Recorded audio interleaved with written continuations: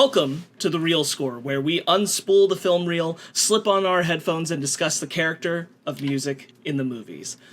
I'm Sam Fife, and I'm joined on this wonderful new venture with, of course, my fake nerd co-host, Brandon T. McClure. Hello, I'm here too. I'm here. Look at me. Yay. I just woke up like 5 minutes ago. I'm sorry. And also the incredibly talented Jeremy Villucci, who has worked on all of our musical pieces on the Fake Nerd Network. And we are here for our second episode ever of The Reel Score. So welcome, Jeremy. Welcome back. Sam, are you trying to say that Brandon is not incredibly talented? You introduced me that way, but you didn't introduce him that way. His talents are different, and they're not necessarily doctored around this specific show. So I think, I want to emphasize your musical capabilities because, frankly, Brandon and I survive on this show by you knowing things about music that we don't.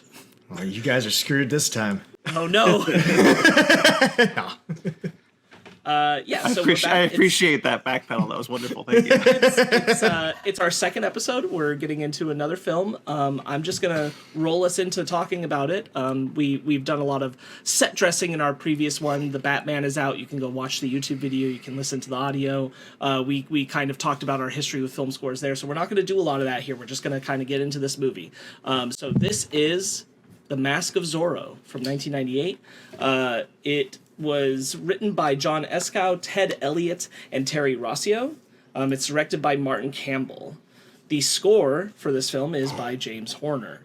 He's known for other film scores such as Star Trek II, The Wrath of Khan, Aliens, Willow, The Rocketeer, Braveheart, and Avatar, to name a few.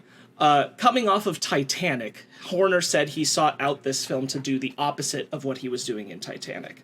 He'd never done a Western before and felt that this would be a good opportunity to do that. Now, these are his words, that he'd never done a Western before. The film features one of Horner's favorite instruments, shakuhachi, Japanese flute for the first, not for the first time, but one of his most prominent uses of it. Specifically noted here is its use in the danger or villain motif. Horner, while I was looking through a lot of interview stuff of this, he has acknowledged that as his four-note theme of death. Now, he didn't title it that, but someone did reference it as that to him, and he acknowledged it that way. Now, which piece are you talking about? I was reading that in the notes and I couldn't place. That's the da-na-na-na. Yeah, that. Okay. I have stuff to say about that. We'll talk about it later. Right.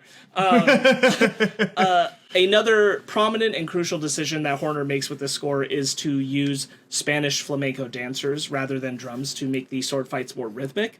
In combination with castanets and guitar, the film score stands firmly in its Latin roots. Horner credited Tony Hinnigan, I wanted to point this out, for putting all the flamenco dancing pieces together and credited him in an interview as a second orchestrator on the film. Horner and Campbell would reteam again, also with Tony Hinnigan, for 2005's The Legend of Zorro, which, in Horner's terms, he thinks is a more polished version of the Mask of Zorro score because they frankly trusted him more. I'm not going to speak too much to the film itself, but the score is something that him talking about made me want to revisit.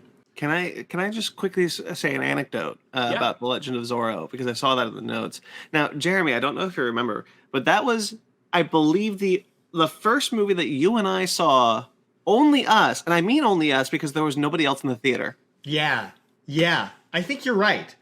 Because I think we saw King Kong as a small group first, right? The Peter Jackson, and then I think it was just us. I was trying to place the timeline. I'm like, were we really hanging out in 2005? But I guess we were. For whatever reason, the two of us found ourselves watching The Legend of Zorro in a large theater with nobody else there. I'm so glad that I wasn't imagining that. That's okay. Thank you. One of my favorite memories. Now, Sparks, though. So Legend of Zorro. Sam, sorry. Sorry, I wanted to. Yeah, it's fine. I am Sparks on the Fake Nerd Network. A lot of people are going to know me that way. Oh man, yeah. So King Kong was just about a month and a half after Legend of Zorro. No way. So 2005. Zorro was the first. Wow, wild. Because I was gonna say because the timeline thing. I think this was probably just early in Jeremy and I starting to really know each other. So I was like, why wasn't I at The Legend of Zorro? Yeah, so I'm like, definitely. This kind of answers the question. Well, because I had known Jeremy about maybe a couple of months to a year before I met you, Sam. Yeah, some amount of time like that. Well, no, you guys were in drama class together. That's right. And then like you introduced us at the end of the school year, and then we were like, let's hang out this summer, and we did hang out that summer. So That's true. Yeah. Anyway, there's our history. But let's so I no introductions today. I love The Mask of Zorro. We will never get a chance to review the movie on the podcast, I don't believe, unless they make another Zorro movie. So I want to take this moment, just quickly, just 2 minutes, just to say, man, I really love this movie. I have loved this movie since the day I watched it on VHS, and I have loved it ever since. It's incredible. I adore this movie. Did you not get to see the original in theaters? No, I didn't. That is so sad. I'm so It sorry. is. It is. I will always regret that. Wow.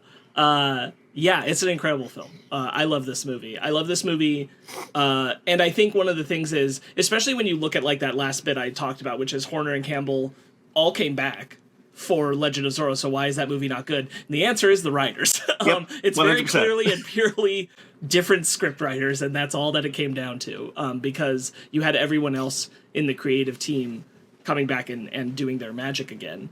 I think that this is in this era where Hollywood was really loving doing send-ups of classic adventure films, and they were really working. You know, this is right around the same time as Brendan Fraser's The Mummy, which I would hold in kind of the same category of film as this. And it's the thing that works about it, and the thing that works about Horner's score in it, is it's so sincere and earnest in its absolute commitment to what it's doing, and being this romantic, and I mean romantic with a capital R, adventure film. And we just don't get those anymore. I think like the closest you could argue the last one was maybe the third Pirates, but I'd honestly go all the way back to the first. And that would kind of be the last one I think was truly capturing this kind of, let's do the classic film adventure, but today. Yeah, this was very much like very much in the vein. I'm glad you mentioned Pirates, because this is, and Mummy, this is a swashbuckling adventure, like with a capital S, as you said, with a capital R. Like this is that kind of movie where like everyone, they don't make movies like this. When you hear people say they don't make movies like this anymore, they don't make movies like this anymore, because. And I'm not saying it's necessarily a bad thing, although I do miss them because films evolve. But like the swelling romantic themes and the two characters who just clearly want to bone each other the moment they look at each other, and the sword fights being so engaging and entertaining, and so it's just, you're right about that Pirates of the Caribbean thing, because that might have been the last time this happened. And they've tried a few times to bring it back, but not to any success. Well, it's Joseph Campbell, isn't it? Right? It's the hero's journey. Like, Yes. I mean, we don't get a lot of that like rigid structure anymore. But this one's like to a T, to a Z, you could say, with a capital Z. And you should say motif, yes. No, I mean, like you have like the old wizened sage that takes the hero on his journey and all this stuff, and there's redemption and like doubt, and it's like the whole thing. It's the same. And the thing is, I think that in Western culture we have this like sort of attachment to Joseph Campbell's hero's journey with these like very kind of romantic symphonic development type scores, right? And that's the thing that there's a lot of disconnect if we're talking about music anyway, because I think that people still do Campbell, but they don't do the symphonic side of it. And people are definitely still doing the hero's journey, but you're absolutely right. Like I started thinking more about the point. I'm like, I would make an argument that like one of my favorite last times that I think something like this was attempted in both scope of film and score is John Carter, which is why I like John Carter so much. Sure. Because it feels like a send up of those. Basically, when they're not, playing as parody or self-referential of these classic films, but are just like, let's take the absolute heart and soul, wear it on our sleeves of those films and adapt it into the modern way, and that the score follows suit of that filmmaking. That's a good reference, John Carpenter. John Carter. Not Carpenter. No, John Carpenter was a really good filmmer. I really appreciate Halloween, Escape from L.A. By the way, real quickly, not to spoil in the future, but Halloween may be a future episode.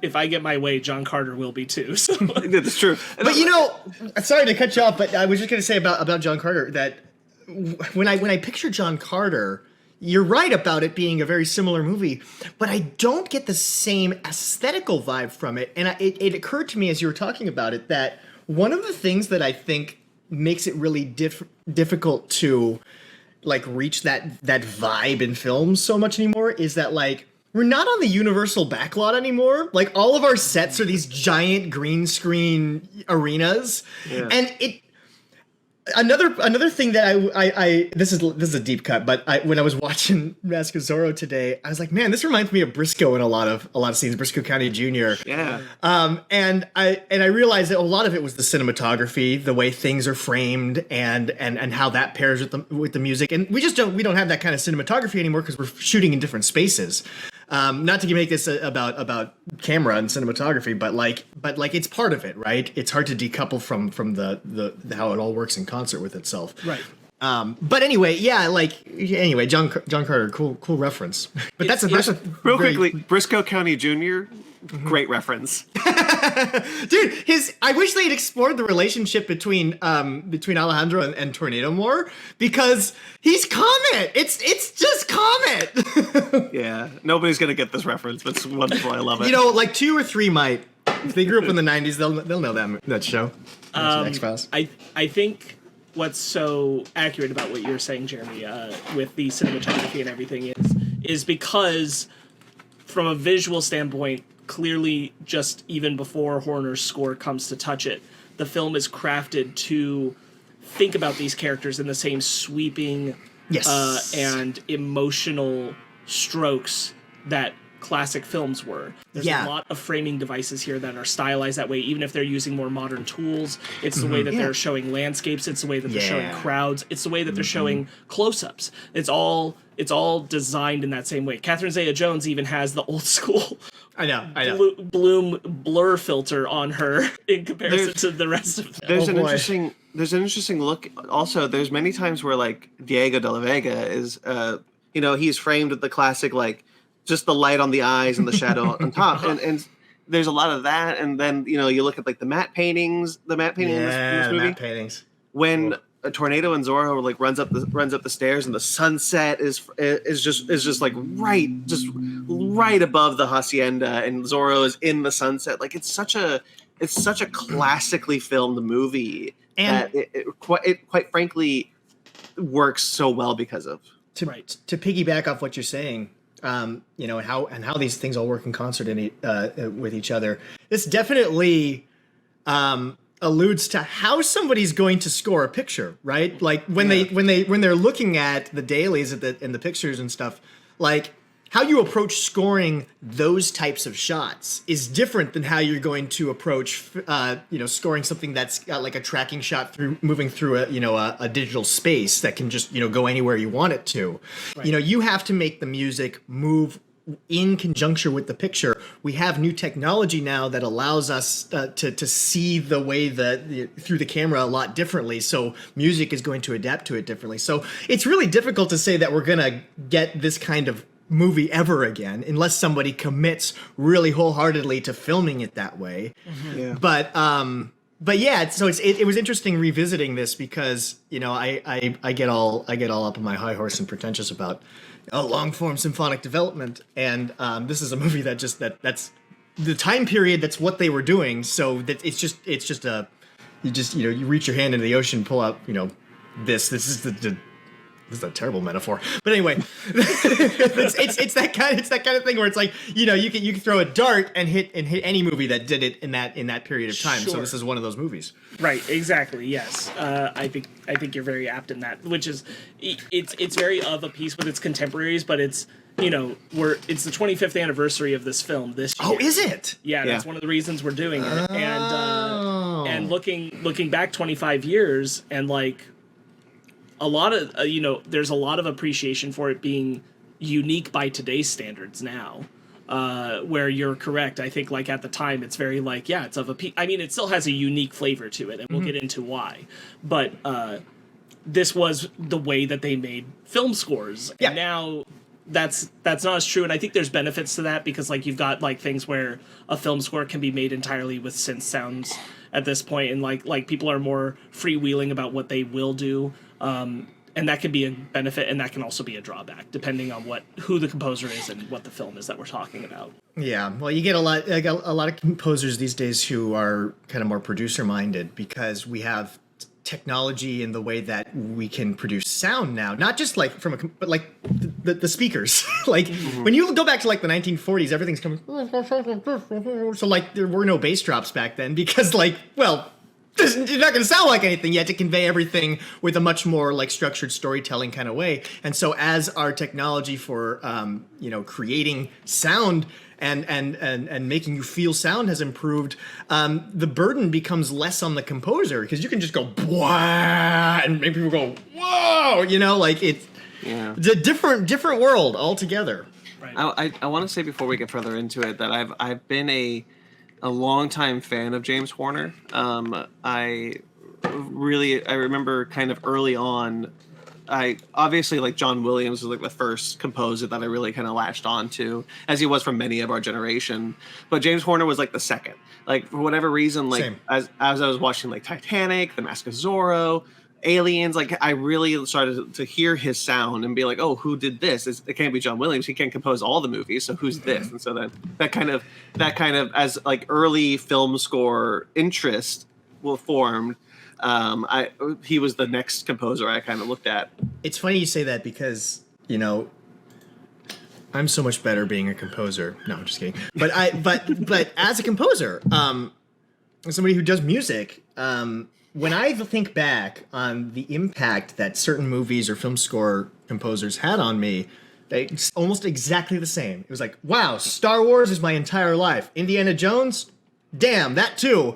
And then I think the first Horner score I heard was Land Before Time. Sure. Wow, and like, yeah. Boy, that's not it. Whatever. It's a seventh. It's a seventh somewhere. There it is. Okay. Anyway, so that score still makes me cry every single time. Share this post if you agree. And then I think I heard Jumanji. Also, another great score, which I don't think people remember how good that score is. It's really good. Oh hell! Oh, right. Yeah. Right. Shit. Jumanji does have a great score. It's sick. That's a sick thing. Anyway, Real quickly, I want to pause you real quickly because like I was thinking to myself like, oh, Jumanji does have a good score, but I can't remember it for the life of me. And you played that, I was like, holy shit, it comes back, right? No. You picture little Alan Parrish on that bike, right? Yeah. It's a good score. And it just kept going like that. I just kept hearing Horner scores that I liked. And still to this day, I go back and I find new ones where I'm like, oh wow, Horner. And he always seems to bring to the table a theme. I think our friend Luigi put it best. He said his themes feel like a gentle, warm hug. They do. It's just kind of like, oh yes, wrap me up in your embrace. They're so like calming and ethereal and gentle. They make you they make you feel safe. Right. So that's going to make all the next things that I'm going to say about James Horner feel really out of left field, but I got a lot to say about it. I think I just want to comment on a couple of things there because, like, in looking at some of Horner's career, to me, I feel like there's a lot of good scores all over the place, but I think where he's at his best is probably this era between 1995 to 2005. I think that's like the strongest selection of scores. You've got Jumanji in there. You've got, I didn't realize until I was looking at it for this project, Casper. Yeah, Casper. Which is one I love. And just like you said, this kind of creation of theme and everything in it. So real quickly, I just want to say, like, just to finish my thought, that, like, Star Trek II: The Wrath of Khan, which you brought up, Sparks, Sam, whatever, earlier in this episode, I did a paper on that score because I took a film score class in college, and I did a paper on that movie. I love that movie to death, and being able to, like, really just, like, dive into James Horner's score was such a treat, and he's got a really good Star Trek II score, I think. I love the Klingon theme. I think it's like whole tone or something. That's Jerry Goldsmith, though. No. I'm thinking of the Horner thing. No, Goldsmith composed the Klingon theme. Don't you know me? I know, but I have a reason for. I mean, I'd have to go back and listen to Goldsmith's music, but I do have a reason why that might not be true. We'll talk about it. Yeah, we'll talk about it later. It doesn't matter. Let's put Star Trek on the list, Sparks. We're talking about Star. No, I'm kidding. Go ahead. But, continue with what you're saying. So I think this is a good point to kind of transition into let's talk about what the core of this film score is, which is theme. Just as Jeremy said, there is a theme, a prominent theme. It is laced throughout the entire film, but while it is a singular theme, I would argue that I think it serves three specific purposes, and it sounds different depending on which purpose it's supposed to serve. And those three purposes are romantic, action, and adventure.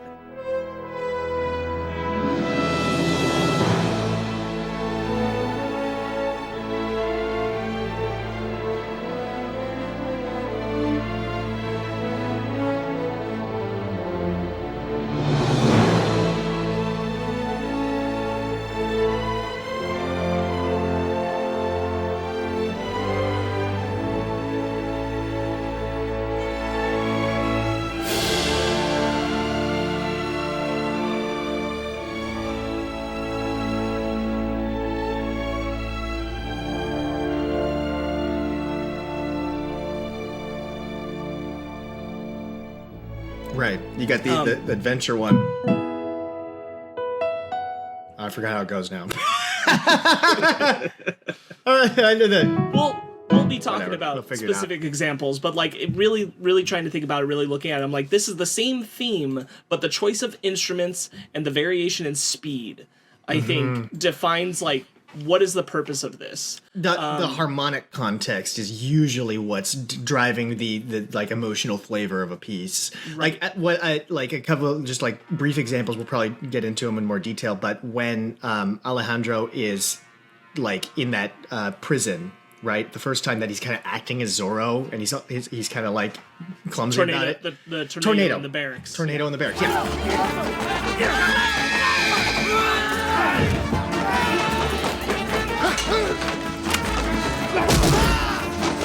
During that scene, we hear the theme, but it's not presented majestically. It's presented almost a little goofy, you know, right? And that's all in the cadences and the harmonic context more than anything. You know, the way that it's being supported. Right, that would Same be melody. In my mind. I thought of that as like the fun action version. And so we'll get into that. Horner's known for copying himself, being inspired by other pieces of music and porting that over. Big quotation marks from Jeremy on that one. But I think that is a good way to talk about, and I will say, like, I would say that me listening to it, I think this is inspiration more than it is stealing.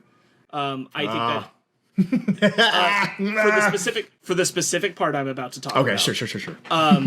Where the theme that runs throughout the film, I think, takes inspiration from the work of, and he's said this, from Miklo Rosa's work on the 1961 film El Cid. And I listened to that too in preparation.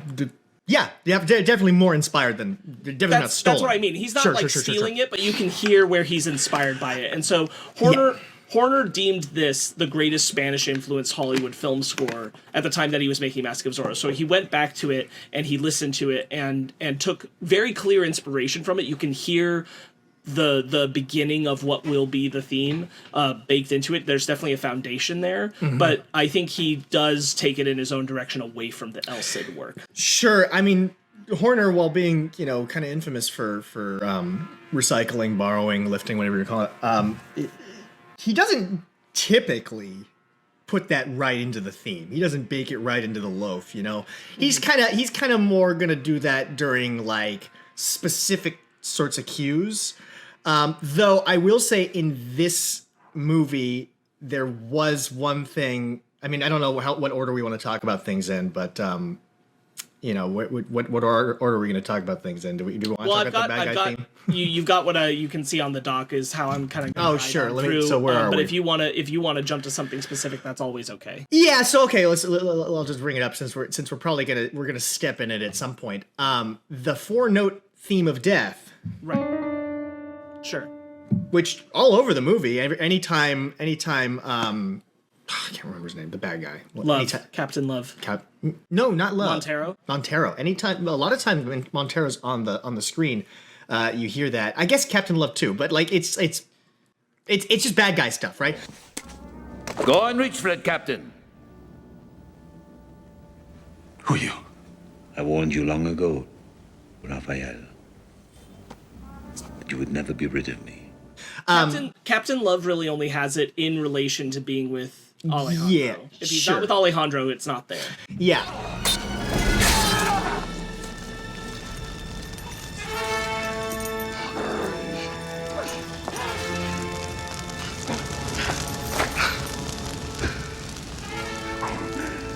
Well, that 4-note theme of death is note for note in delivery and orchestration, every single bit of it. Rachmaninoff's First Symphony. That's how it starts. That's it. And this is not the only time he's used that. Oh God, no! In Land Before Time, it's in Willow. I think it's in Star Trek: Wrath of Khan. Like it's everywhere. It's one of his favorite things to do. Probably. I didn't go back to listen to Titan. Sure. Avatar is just Glory. By the way, the theme to Glory is the same theme. This is one of the only times where he's like reused a whole theme, but it's the exact same thing. Oh my God, you're so right. I know. Oh no. I know. It's starting to ruin it for you, but that's the same theme. Anyway, yeah, and so it's just interesting because he was talking about it in the interview, and it became something that somebody brought up, and it's like, oh, it's the 4-note theme of death. It's like this would have been your time, James, to say, oh, that's just Rachmaninoff. I just borrowed. I don't know that he's been that. I would have to look beyond this film to like all of what Horner said about this, but like I don't think he's been that secretive about taking things from. He's not previous symphonies and but he always rationalizes it in a very pretentious way. Sure. Sometimes with a British accent and sometimes not.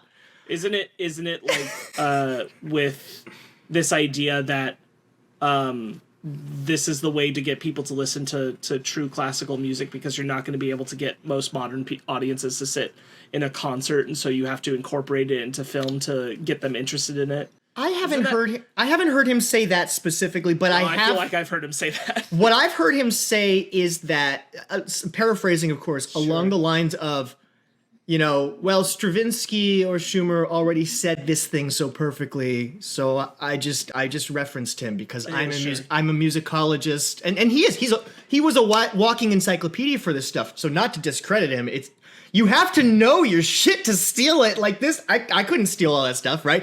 So like, props. It's just also kind of weird because the man can write like really well, and you don't see this very much in other composers. Like there's totally borrowing and like taking inspiration. Like I love pointing out King's Row by Korngold as the inspiration for Star Wars because it's almost note for note up to a point, and then it takes on its own life.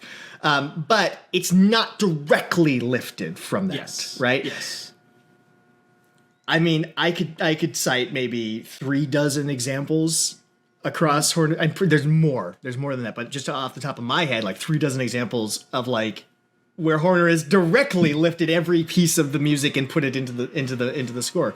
So it's just weird, you know. It's just something that like I've had to grapple with because he's one of my biggest inspirations. Like he was one of the guys that got me into music altogether, like let alone film scoring. It was one of the, you know, like Land Before Time was one of the things where it's like music makes you feel things. So and so to the point of what I was saying, that I'm pretty sure I've heard him say maybe not the exact words I was paraphrasing, but of this thought of putting it in there so modern audiences are exposed to it. His logic seems to be that people should hear this music. Yeah. And people aren't hearing this music. Sure. So how can I put this music out there?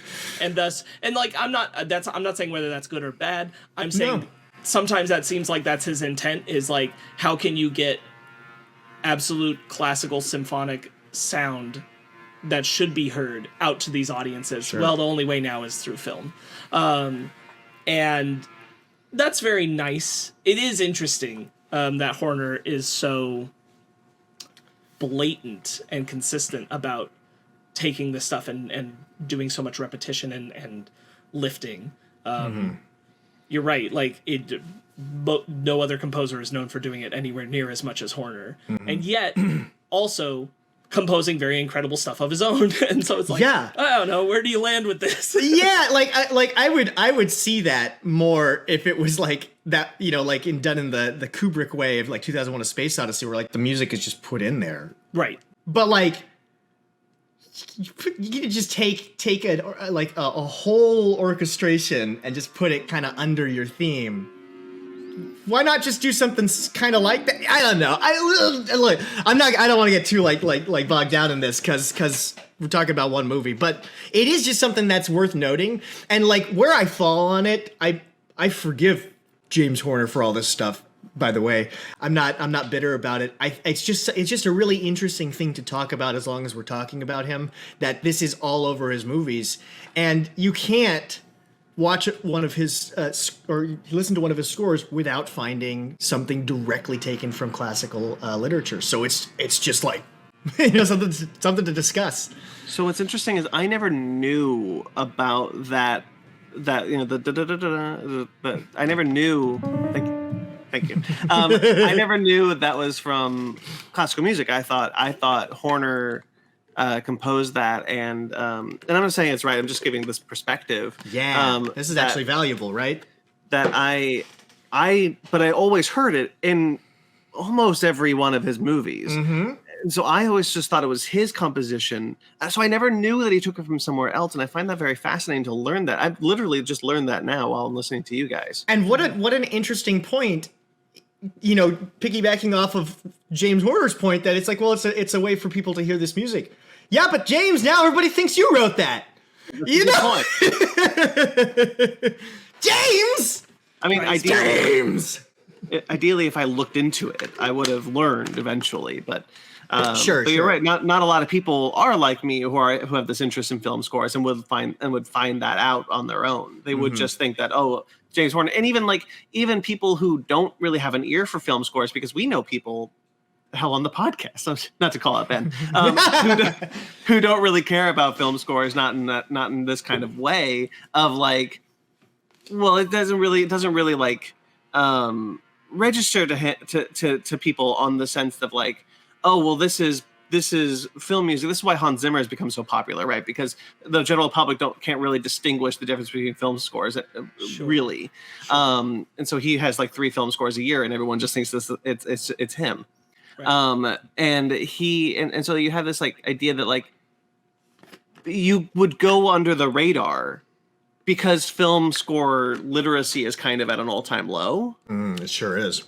You know, not because like it's not meant to be. It's just because studios don't put in the effort to put in the effort to film scores, honestly, which we've talked about before in the first episode with the Batman. But right, I'm not sure where I went with that one, but I hope that made sense. No, it's true. I mean, like to what you're saying.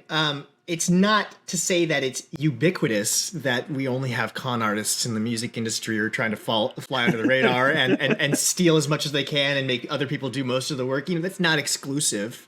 It's not all we have, but there is a lot of that. And honestly, there's always been a lot of that, just in different ways. Yeah. And one of the ways that it's possible now is we have a lot more composers working in the professional field who, you know, they don't have any of this background. They like James Horner did, where they have this encyclopedic knowledge of the classical literature. They know how to orchestrate. You give them a piece of paper and a pencil, and they can write.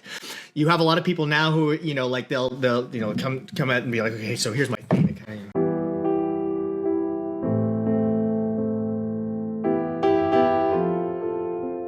And it's like, and I don't know what the flutes are going to do. I don't know what the brass, but it's that, you know, and then somebody else handles, all the, and they delegate. So there's a lot of that. And to me, that's less, like people trying to fly under the radar because music literacy is low, and more just people trying to, collect their paycheck without having to go to school. Yeah. Well, I was trying to think. I was thinking about this. So I just did a thing. It's probably out by the time this episode comes out. Where I talked about Star Trek '09 with a podcaster on the show called The Narrative Labyrinth, and I had a really good time with that one. But afterwards, I was talking to them about this show, about the real score, and we were talking about film scores, and they were talking about how, you could really look at just how to look at the difference between Captain America: The First Avenger and Captain America: Civil War to see how film scores have changed. You could literally just track it, because one is done by Alan Silvestri and one is done by Henry Jackman. I think that's right. And no offense to Henry Jackman, I'm sure he's a fine guy, but his score is not. He doesn't use any themes in Civil War. And that's what kind of film scores have become, where there's not really a through line theme anymore. It's just kind of like, oh, we need some music for the romantic scene. Oh, we need some music for the action scene. Oh, we need it to be exciting. Oh, we need to. You look at the subtitles and it's like sweeping action music, right? And that's all it's kind of become. Yeah. Whereas here, there's you hear and I'm not just using the Mask of Zorro as an example, but just because we're talking about the Mask of Zorro, here you hear something that is thought about to be the main motif of the movie that plays at certain times and certain things, and it made me.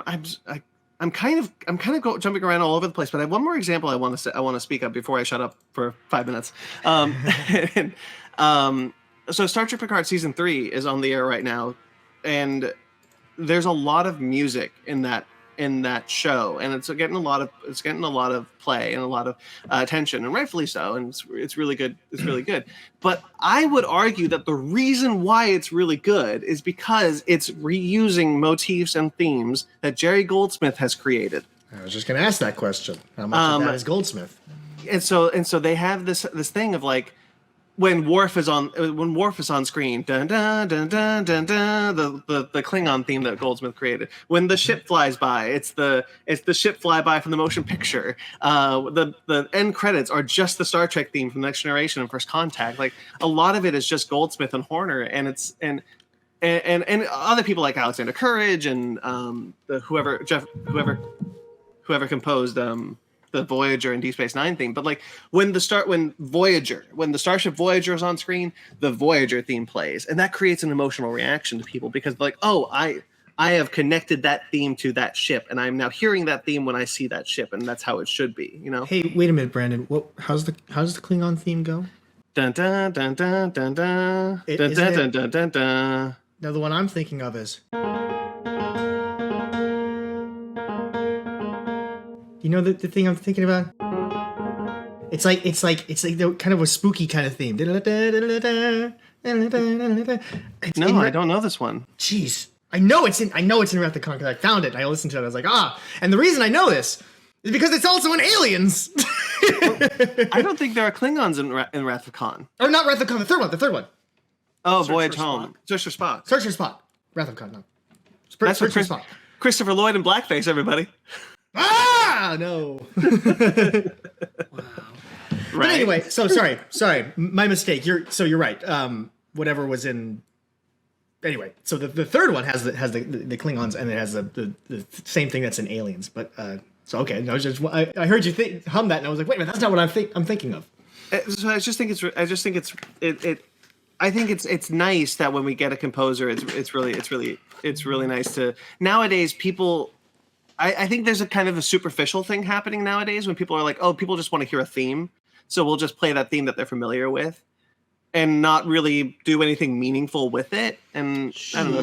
That's probably becomes fan service. Right? Yeah, that's probably more of what I'm trying to get at than anything else. But I think that's an excellent and very true point. Is that oh yeah, and then obviously you play the theme here, and then that's all the thought is. It's just take the theme and put it here as well, rather than do we change the theme? Does the theme sound different? which again, a great example here in Mask of Zorro, because that theme is everywhere, but that theme is not always the same. Mm-hmm. Yeah. So on the release score album, there's a track that's labeled Zorro's theme. And it features what I would say is the most romantic version of the theme in the film. When I was rewatching it and before looking at the track titles, I personally was thinking of this piece as Elena and Zorro's theme. And I do mean that both as this romantic version that's using Zorro to stand in for either the love between Elena and Alejandro, or from Diego towards his daughter. And you're talking about the... It's the most common one, yeah. Right. Yeah. Okay. Yeah. And this is the version. It's the same theme. It's the same melody, but it's when it's played on the strings, and it's very it's very, you know, the capital R romantic sweeping sound of it.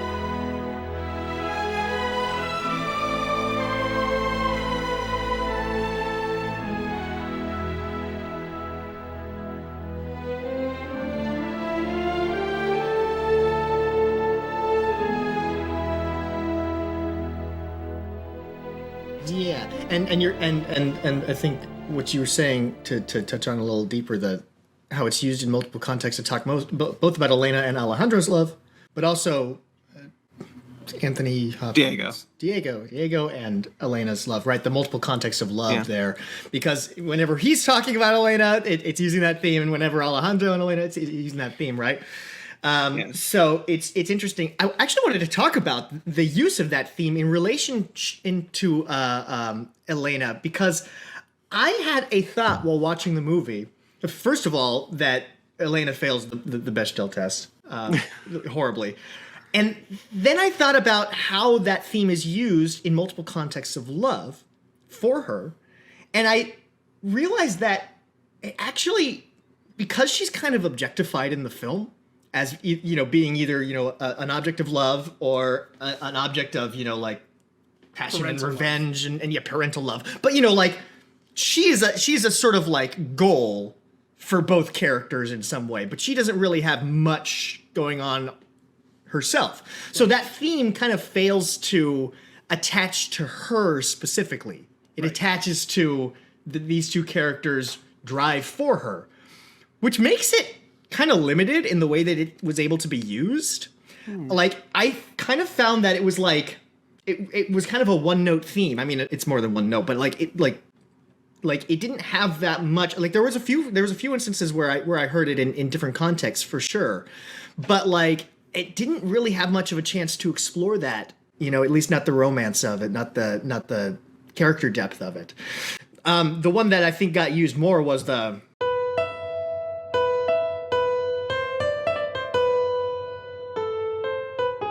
right? The kind of more like adventure theme got a lot more use, which I mean that's a really great metaphor for this movie. Is it's more of an adventure than it is a character study. Sure. Which again, that's why I'm kind of surprised that it's the very romantic version that's labeled as Zorro's theme. Mm-hmm. The version I would more associate towards Elena, and not that adventurous version, which again, same melody, you're hitting the same things, you're just doing it differently. Same chords too, you know? Yeah.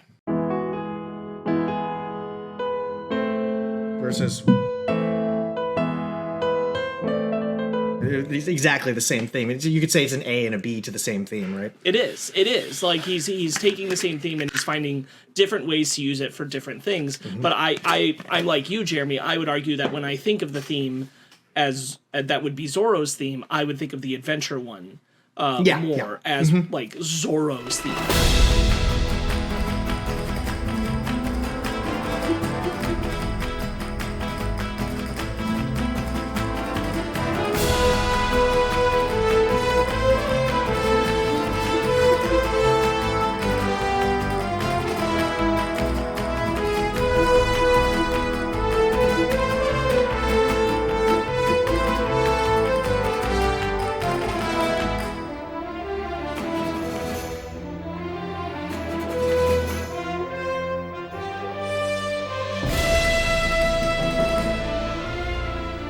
And Sure. the version that they've labeled Zorro's theme on the track, I think of more as the association usually with Elena. Isn't that in which there, is though? the more like sweeping and romantic sounding one. Isn't It's gentler. Isn't the adventure one in Zorro's theme too, or am I mistaken? I think it is very near the end. I'd have to listen to the track again. Well, could it be? I'm just speculating because no way would I know. But like, could it be because Zorro is considered a romantic hero, not a Zorro is considered a romantic hero, not an adventure hero? I mean, I'm not saying that's wrong. What I'm saying is, I would say. Sorry to cut you off, but what I would say ahead. is that contextually, as a Spanish hero, that big sweeping romance sound is gonna hit a little bit harder than like an adventure theme, right? Because the melodrama of it, right? It's the Zorro, that's what it's supposed to feel like, right? See, like, I don't disagree with the, I guess this is the thing, is I don't disagree with the track labeling it as the theme, because I would argue that, like, what it's playing there, that is the Mask of Zorro theme. That is the theme of this movie. I just wouldn't have called it Zorro's theme. I don't think it's the theme of him as a character in this movie. Sure, But I do think it's the theme of the film, for sure. I would say that sort of like discourse there is more related to how effectively the character of Zorro was even portrayed, because he's, let's talk about the character of Zorro in this film, like Alejandro, right? Not Diego, but Alejandro. He's very charming, which is funny because initially he's like, I could never be charming. And it's like, you learn magic and you know how to dance. Like, what are you talking about, man? But like, oh my god, that magic trick is so sexy. Just the on the rose. When he learned that? Who knows? When he knows how to do that. Anyway, so like the character in the movie, I don't know if it resembles that. I don't know if he embodies that, like his character. Diego's character does. Mm-hmm. He's a lot more sentimental, a lot more debonair. Yeah. I would argue that Alejandro does. I don't know if his version of Zorro ever has enough opportunity to be something different to say that he does or not. I just think this is not a film like the Batman where there's a separation of like who is Bruce Wayne, who is Batman. No, and well, that's what I mean is that it doesn't really have a chance to go deep enough in the film to for us to really dig into like how does this represent Zorro. Can I real quickly just be like, so in the beginning of this movie when it's Anthony Hopkins as Zorro and he's doing the swashbuckling thing and he's whipping across the veranda and afterwards so for like years when I was a kid I was like, how did Montero know that Diego de la Vega was Zorro? And I saw, and watching it this time I was like, oh, the fool grew facial hair. You were an idiot. Because who wouldn't look at that face and be like, well, that close and see how he says Raphael? Because like Zorro's not Batman, right? I know how he knew. He's like, hey, who is this Welshman? Who's this Welsh guy hanging out? The only Welsh guy. And so, but like, the idea of like because Montero is also. Oh no, he's. Catherine Zeta-Jones is Welsh too. Here's the thing. Like, real quick because we brought it up. Should Anthony Hopkins, a Welsh actor, have played him? Probably not. But the problem is not color of skin, right? Because this is where people get really sticky about this, and I think it's important to point out that when people debate like, oh, it's a whitewashed role, and I'm like, well, it's a Welsh washed role, and that's true. But it's not necessarily a whitewashed role because Spaniards can have lighter skin tones. Sure, commonly did, especially at that point in time. They are not supposed to look like the Hispanic and Mexican characters that are living in Mexico. They're not supposed to look the same. Right. So I don't think that the problem is skin color, at least, which is a debate. I only bring that up because that's a debate that people get locked into very easily. And I'm like, that's not really the problem. The problem is that he's very, very Welsh. Right. Sir Anthony Hopkins plays but Zorro. Here's the thing. Better than Sean Connery. Because that's who it was originally going to be. What? Yes. Oh my goodness. Oh my goodness. Oh my goodness. Oh my goodness. That's such a good reference to Highlander where Sean Connery played a Spanish man. that feels like the only reason they're doing it, and I'm really glad they didn't do it. I mean, but like there's a long history, unfortunate history of Zorro being played by a white guy. Sure.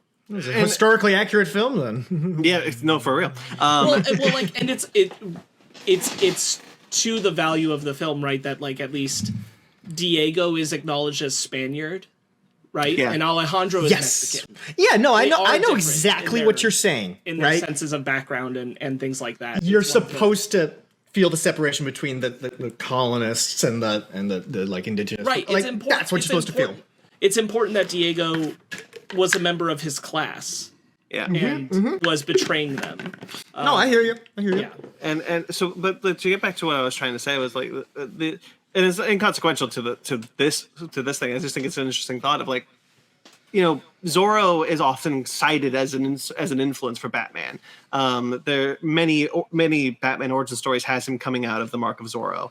Sure. And so like you have this, but the interesting thing about Zorro is that he's not. Diego de la Vega isn't hiding in Zorro. He is, because that's just kind of how film was made and the serials were made in the 40s.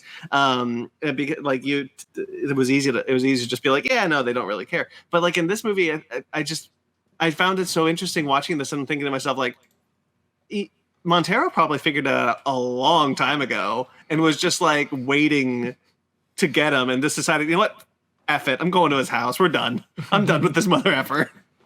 If I were to extrapolate, we're getting a little away from the score, but if I were to extrapolate in this film how Montero knew, it's because Diego had never gotten that close before. Yeah, probably. This is the first time he's ever marked him, all that kind of stuff. And yes, and then he figures it out because like he knows Diego personally. He's a Don, so good he movie. knows him. I like this movie a lot. No, it's a great movie. So we're talking about the opening. Let's backtrack just a little bit. So the score, I made a note where I wanted to say that the score is always in motion. In one form or another, I think the score is always moving, and I think the film wisely does not force the score into moments where it does not need to be. It was something that really stood out to me on the rewatch when I was taking notes, is that there's actually a lot of moments where there's no score. And I think that's to the film's benefit and credit, that it's not just trying to shove in score where it's not needed. There's a lot of quiet moments where it's just focusing on what the characters are saying to each other. It makes the score, when it does come back, all the more distinguished and strong. And one of the reasons that's so effective in long-form symphonic development in a movie, right, as opposed to just like a symphony, but like in a film, is that because there's less music, right, there's a single theme we've talked about, right, there's one theme and then like a couple like smaller ideas. But because there's only that, when the music comes back, you're immediately like, I remember this. I remember where we were. Like it's like a bookmark for you to come back to, because it's not like here's a new piece now and here's a new, that's what a lot of like modern films are. It's just like every track is just a new set of drums. It's a whole new thing, and and like I said, we get too much music and not enough at the same time in a lot of modern movies. This movie's great at giving us appropriate, threaded underscore when needed, and then backing away silently so that there's room to breathe. And then when it comes back, there's the adventure theme or there's the love theme. It's one of the two. It allows you to focus on either of those two themes more because of the repetition. You just keep hearing, or I guess one theme, right? But two versions of that theme. Sure. You get to hear that over and over again, and it starts to dig into your brain. And even when you're not musically minded, if you're not musically literate, you'll start picking it up. Like, oh, there's that love theme again. I know that. I've heard that a couple times now. I'm not stupid, right? So it's really effective. That's part of the benefit of adding silence to the movie, because if you saturate, if you just keep, people going to get bored of that theme. They're not going to pay attention to it. Yeah. It's correct me if I'm wrong, but the moment where Diego and Elena are talking, are grooming Tornado, there's no music in that scene, right? No. And I thought that was really interesting watching that, because like you could have easily, because we talked about how the love theme is also used for Diego and Elena when Diego is talking about Elena, and you could have easily put that under that scene. It's because originally Tornado's theme was going to be there, but Tornado's lawyer got involved at the time, and anyway, I had to just cut it out. Audio listeners cannot see the eye roll I just did. Oh, me neither, because I was on a different page on my tabs, so I dodged that one. Anyway, and so you could have very easily, but one of the things that I think is going to come up on the show a lot is that, when you're talking about score, yes, we're talking about music, but we're also kind of talking about the absence of music, because that's just as important. We talked about that with the Batman, and we're talking about it now with the Mask of Zorro, because, the absence of a theme is also is also a theme almost. It's also kind of its own statement within the soundtrack to be like, in this moment when Elena and Diego are talking to each other, you don't need the love theme right now. You just need to listen to them. You need to be in this moment with them. Right. I think Horner rightly makes a decision that is the music is bringing in that theme in this moment, supporting anything that's being said between the characters. Or is it distracting? And the answer was kind of no. It's really not. So I do think that was the correct. I'm gonna, if you're looking at our doc, I'm gonna jump ahead just a little bit. So still focusing on just the theme, what's called Zorro's theme, but what is the theme of this movie, the Mask of Zorro theme? I think that this theme is great. I think it's incredible. I think the fact that we can break it down into all the varied uses, and it still remains just so true to the heart of the film, is awesome. It's not cynical, like we talked about earlier. This is a very earnest, very sincere, romantic adventure film. Again, capital R romantic, in the vein of Errol Flynn classics. And I think Horner made a score and a theme specifically that really represents that. I think that this movie works as well as it does because of two factors in this score, which is the theme, but also the inclusion of non-traditional, non-conventional instruments for it, which again, we'll get into it a little more specifically later, but it's the flamenco dancers, it's the castanets, it's the trumpets, it's the feet stamping, it's all of that is something that drives it away from just being a bland score supporting this film. And I think it part of the reason why the Mask of Zorro holds up so well and I enjoy watching it so much is the music with it. What do you think the significance of the shakuhachi is there? In which part? Well, just in the film. I get castanets, I get flamenco guitar, I get the trumpets. Honestly, I think he just likes it, and the reason I say that is because it doesn't have one use. He uses it stand out to me. I was like, oh, so it's for the bad guys, and I'm like, no, it's not just for the bad guys, because he also uses it to make you feel bad about seeing the kid in the mine being forced to labor, and he also uses it early in the beginning at the Plaza of Execution when Zorro's going up the steps for his first that's what thrust into the sky. Yeah, that kind of long note that starts the hawk screech. Yeah, the hawk screech. Yeah.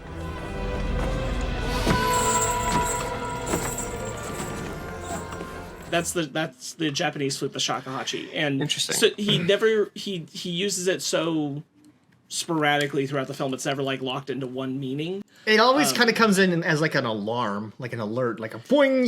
It's meant to perk you up for whatever's happening. I guess that's true. Is it almost feels like something that's meant to pull your attention to this is a big moment or this is an important thing, because you've got the stabbing of not stabbing, but the appearance of Captain Love when he shows up at the end. Yeah, you've got again it's really they try to drive home. There's a specific shot I can picture it in my head so easily. The kid climbing up the ladder that Alejandro's looking at when they're at the mine and doing the labor, and they play that shakuhachi right over it because they really want you to get this is sad. And I think you're probably right, Jeremy, that it's mostly hey, wake up, pay attention, this is important.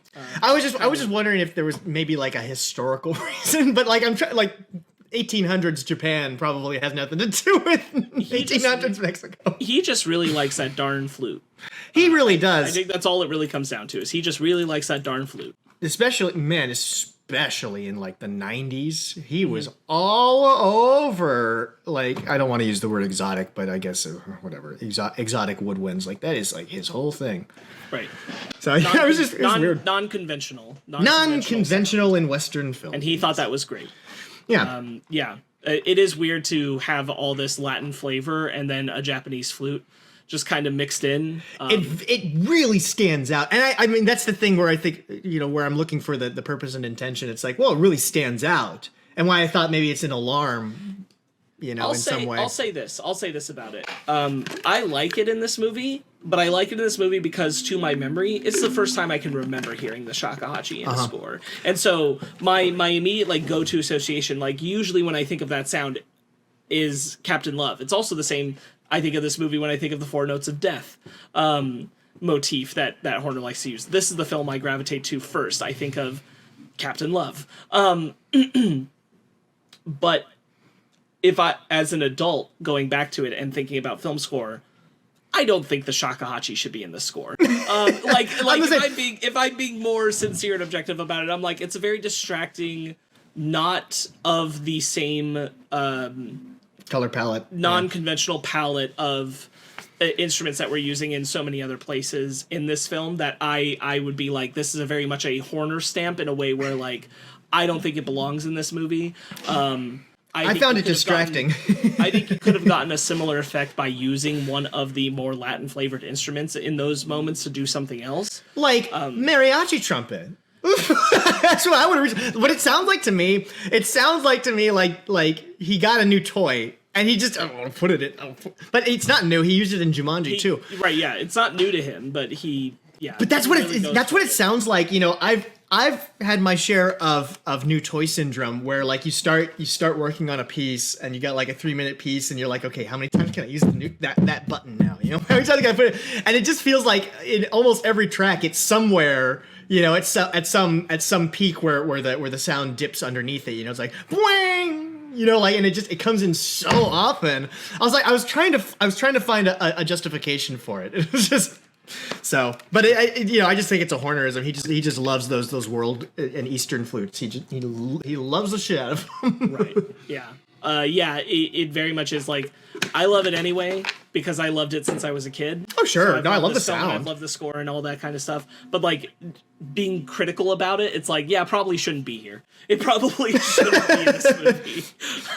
It's a 90ism that you can get away with that and have nobody call you on it at all. Right. So real quick, I think that this theme, going back to just talking about the theme of the film, I think it works every moment from beginning to end whenever he uses it. I think it's always working for the film. I especially love when it comes full circle with Alejandro in his home with the child for the last shot of the film. Mm-hmm. We'll kind of get back to that a little later. I have a whole note that's further down.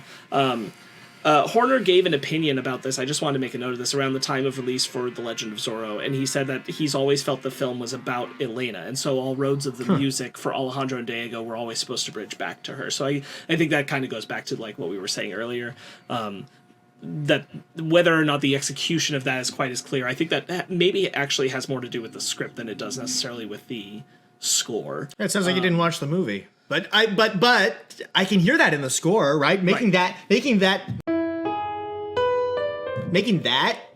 Zorro's theme? Okay, I see where Horner's coming from with that, right? This movie's about Elena. Right. I didn't get that from the movie. No.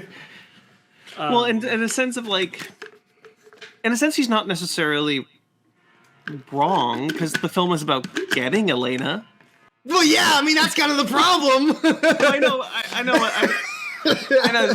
From a musical standpoint, I think he probably picked up on Elena's importance in the script, and and composed around that. Whereas the script still, Terry Rossio and who's the other guy? There's 3. Let me go back up. I know, but there's specifically one other guy that I want to bring up. John Escow and Ted Elliott. Terry Rossio and Ted Elliott are still a while away from Will and Elizabeth. They're not. They wrote Pirates of the Caribbean. That's where I knew that name. So much sense. I knew that name. So they're still a couple years out from Will and Elizabeth. So they haven't quite figured out how to make woman work. Elizabeth definitely feels like a man's apology for writing women characters one way. Yeah. Well, and I think again, this isn't necessarily an excuse. I think, at this point in time we do better, but this was 25 years ago, and I think 25 years ago this film is intended as a send-up of classical film, and classical film treats these female characters just the same way. Like, this is trying to capture the spirit of old Zorro films, of old swashbuckling romantic films, and it's crafting Elena to be the same thing. I think it's actually refreshing that at least what the script does, that I think is very smart, is that Elena is not just a goalpost for Alejandro. In fact, she's a secondary goalpost, if anything, for him, because his primary is Captain Love. Yeah. Diego's goalpost is Elena, because that's his daughter, and I don't think that's as common of these classical films, that it's homaging. And so I think that they did a very smart thing by making her relation to Diego kind of foundational and the main dynamic relationship that you care about as far as Elena's concerned. And then Alejandro and Elena is like, yeah, that's there. It's the important, like, love story of the film, but it's secondary. And one of the things I want to bring up about Elena real quickly before we kind of move off on that, just to kind of, maybe I'm giving too much credit here, but like Elena figures out Montero's not her dad before Diego even says anything. Like she has an inkling. It's just Diego kind of puts the last piece together, and she throughout the film has figured it out. Like, wait a second, I don't think Montero's my dad. But she doesn't want to accept that truth because it's been 20 years. So I just figured a way to ruin the movie altogether. So Alejandro's like an orphan, right? And like Diego's kind of like his surrogate father, kind of takes him in. And so like at the end when Diego's dying, having like Alejandro be like, "Thank you, Dad," and then like he dies, and then he looks to Elena and it's like, I shouldn't have said that. I don't see it as a father-son relationship, honestly.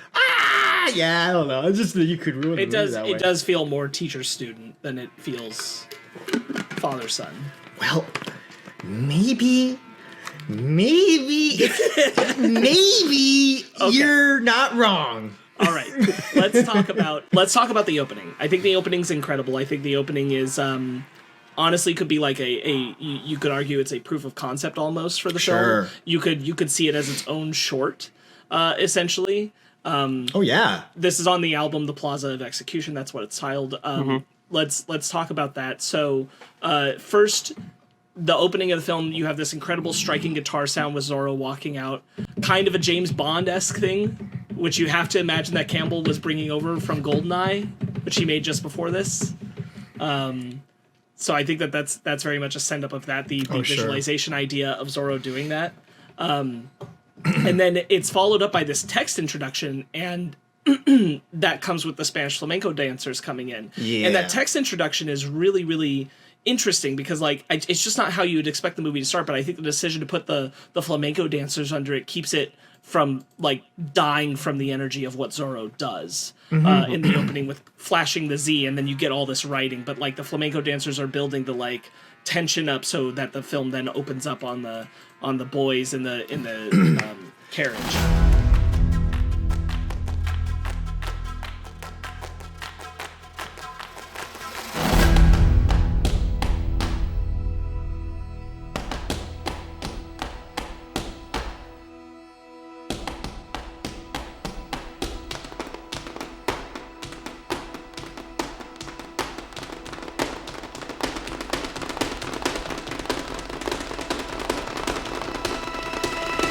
Like a promise of the swashbuckling to come. It's like this is the sound of the revolution that we're describing, like the footwork of swordplay. Yeah, I think one of the things, because you brought up the flamenco dancers, right? I said that right, flamenco dancers. Yeah. Flamingo, Brandon. It's flamingo. No, don't do that. Don't listen to Jeremy. I'm not saying the word ever again. Throughout this, because you mentioned the sword fighting has a lot of that in the background, and I think that was an incredibly smart choice, and it's not really something you see often, that treating these sword fights like they're a dance. And when Alejandro is teaching Diego a little later in the movie, it is like he's teaching Alejandro how to dance. So like, now you move like this, and you move like this, and then you parry the triangle. Slow again. Slow. First triangle. Slow and like good. Good. That is good. Thank you. Attack. I just think that's such a really cool choice to do that. And it creates such an interesting energy to the fight sequences, one that you didn't really see back then. Right. Well, it's funny too because I took fencing for 3, maybe 4 years, and one thing that happens a lot when people start talking about fencing is they often relate it to dance, right? A lot of people are like, "Oh, fencing is like a dance," you know, and I think it's really prominent in this movie the way that like the flamenco pairs with it, and like what it's, you know, how it's connecting those dots, and even that climactic dance scene in the middle of the film, right? There's dancing and swordplay, and they're all intertwined in this. And fencers hate that. They just absolutely hate being compared to dance altogether. Real quickly, because you brought up the tango scene. That's the best sex scene in the movie. We'll talk about it a little later, but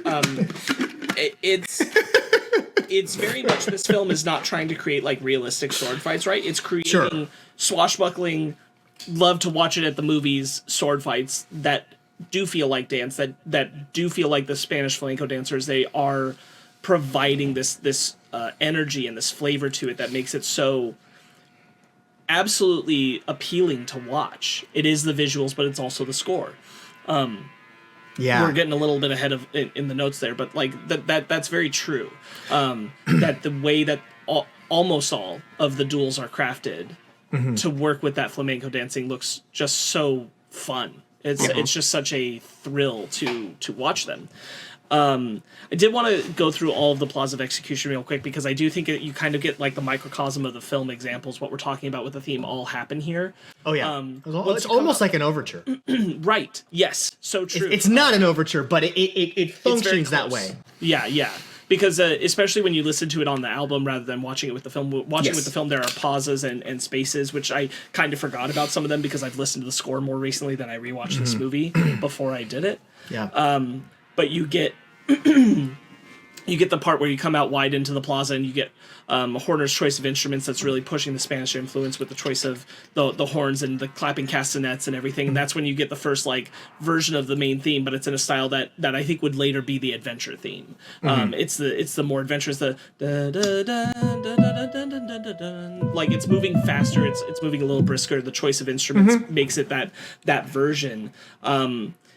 And I think a lot of the power in this score comes down to Horner's selection of instruments, when to feature what and what speed to go at and all that kind of stuff. It's what makes that theme move so well through the rest of the film. And specifically that little bit that thing, like you couldn't get more Spanish flavored than that rhythmic intonation. Right. And because it's baked right into the loaf of the theme as like, actually there's 2 notes, right? Or I guess 4 notes. And then the other 4 notes are that. So like half of that theme, because that's really the whole theme. I mean, you can go on and branch off into other stuff, but like that's the core of the theme, the leitmotif that gets used over and over again. And so whenever that little da da da da da, I mean, like you can imagine that as any, you know, like song that you might hear in a Spanish context, because it's very like culturally prominent within there. So, you know, good on him. Because you actually don't even need the castanets at that point. Right. You could say that with strings and it's going to have that same flavor.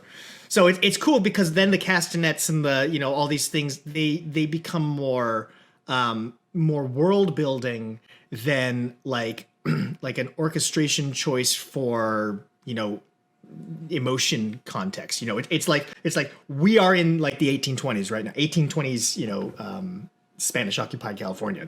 That's where we are because of these instruments. And then like the theme itself is just saying everything that needs to be said about like who these characters are. So anyway, go ahead. Didn't need to say any of that, really. No, I agree. I think you're very correct.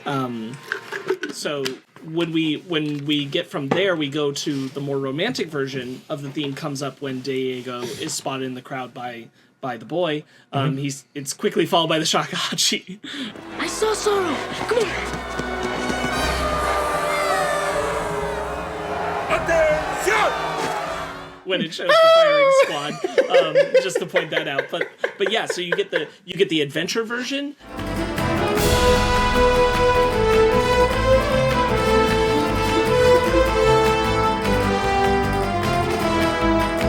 romantic version.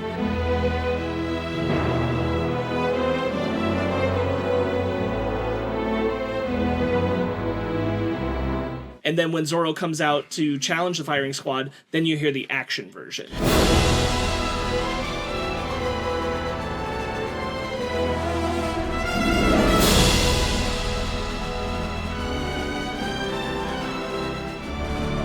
So of the theme.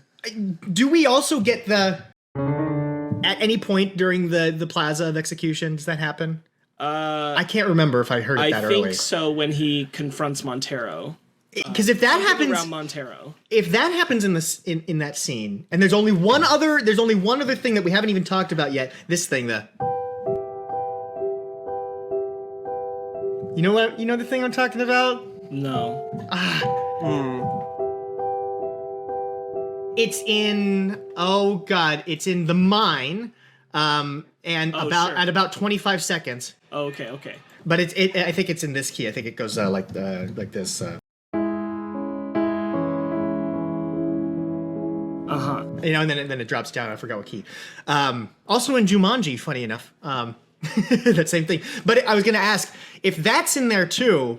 Then boy, this scene really would function like an overture. I mean, you wouldn't even need that last bit if it has all those other ones in there, because it got every theme in there. It's got every theme in that scene. That's almost. We'll get into that, but almost. Sure.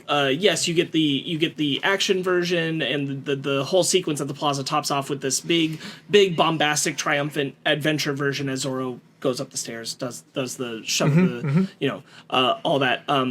And then we get to the end of it where Diego gets home, and it's kind of tapering off into the romantic theme before it transitions into something else.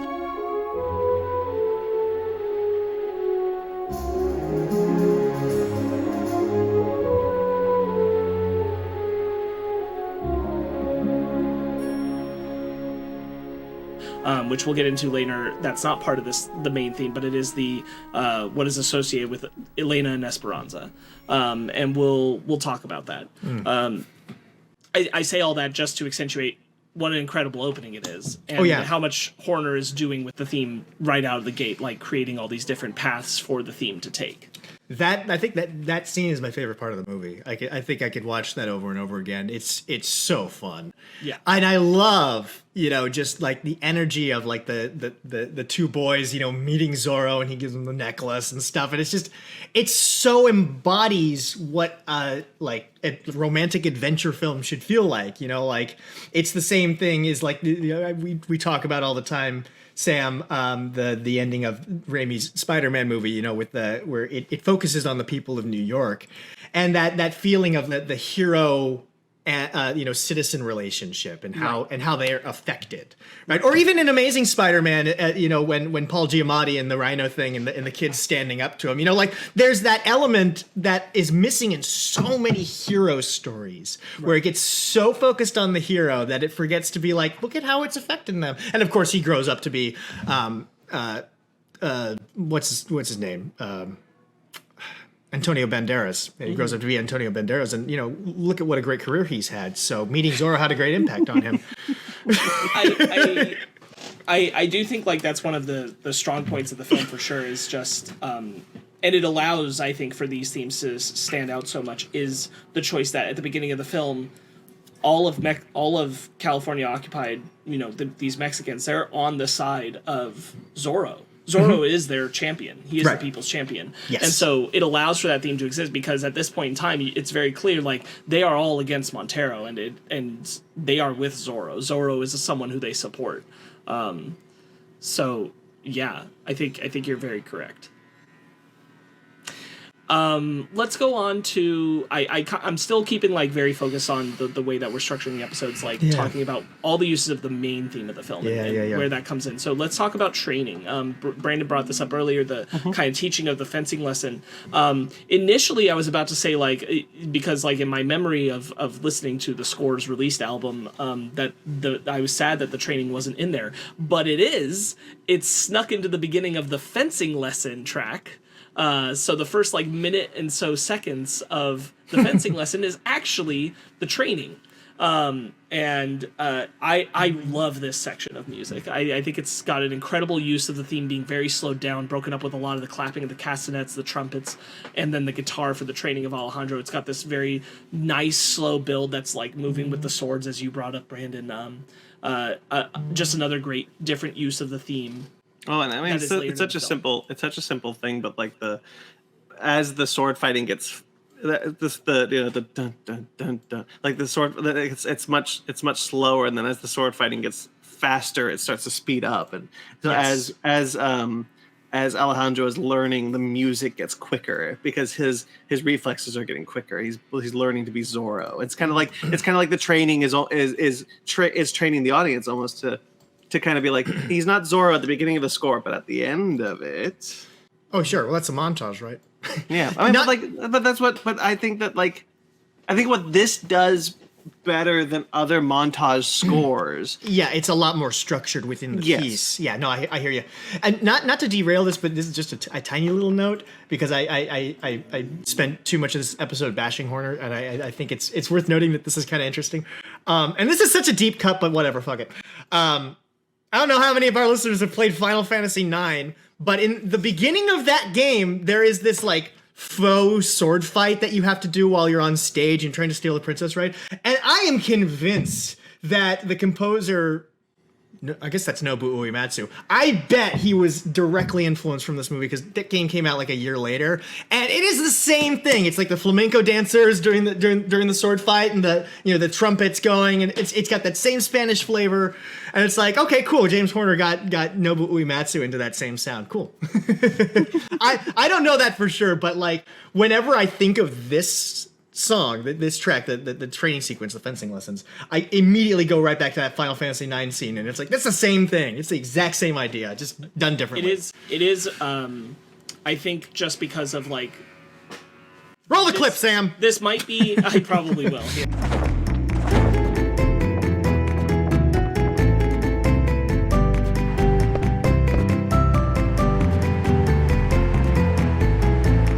This might be the most isolated moment in the score for just hearing flamenco dancers, castanets, and the guitar. And because it is the most isolated, they stand out very clearly here. It is certainly the moment when I was watching it where I'm like, gotta talk about how good those flamenco dancers are, man. Did they really make this film?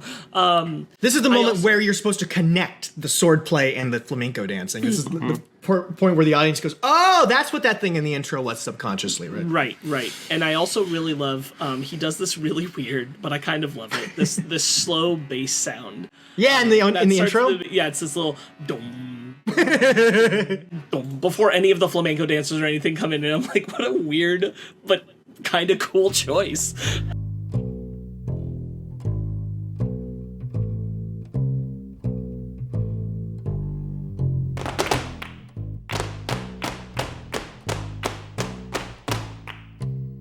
Well, because what it's doing, right? It's setting up that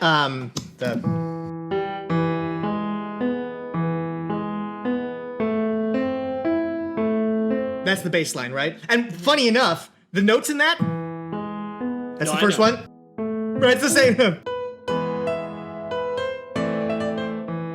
Right. It's the same chords as the whole movie. So what you were just playing there is like, it's not technically part of the main Mask of Zorro theme. It's definitely living in like the same space as it, but it actually would like, it doesn't belong to any specific place, but if you wanted to make an argument, it's Diego de la Vega's theme.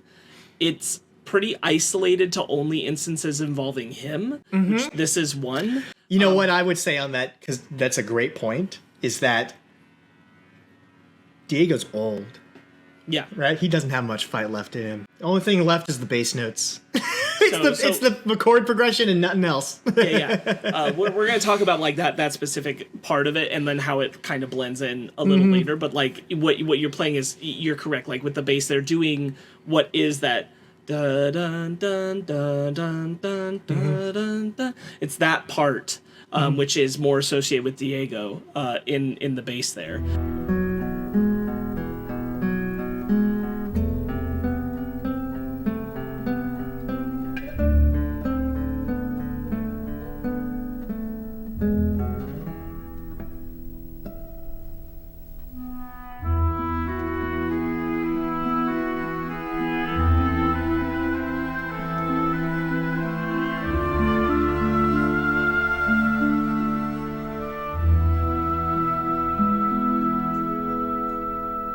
So let's transition to an incredible use of the theme, and what I'm going to say this a couple of times, but it's a really great sequence in the film. Tornado in the Barracks. That's what it's titled on the album. That's good. I think this is the scene where if people were like not completely swept up in the film, they were by this scene. Yeah. It's very, very good. You get the mix of fun and action with the use of trumpets and castanet, and it brings back in that action side of the theme. It's not really the adventure sound. It's not really the romantic sound. It's the more action speed and sound.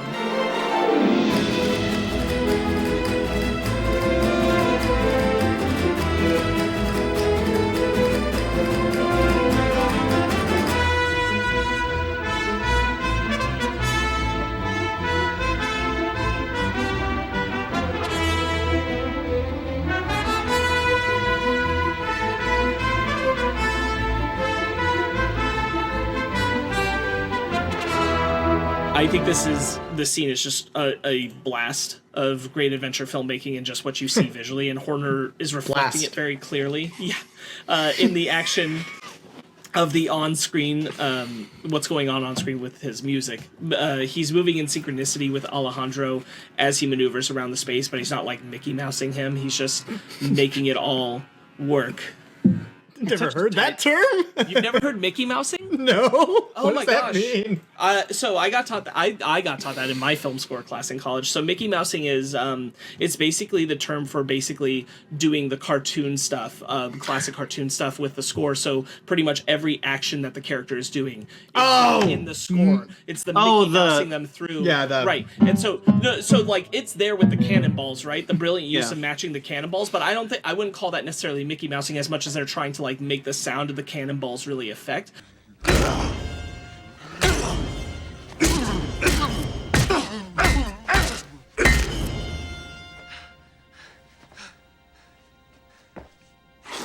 What I mean is when Alejandro, there is another sequence in here where Horner is Mickey Mousing, and we'll talk about it. But Alejandro is moving around the space, but it's like the music is moving with him, but it's not like every action is hitting the stings of what he's doing. He's not hitting all the hits to Mickey Mouse him. He's just moving with him.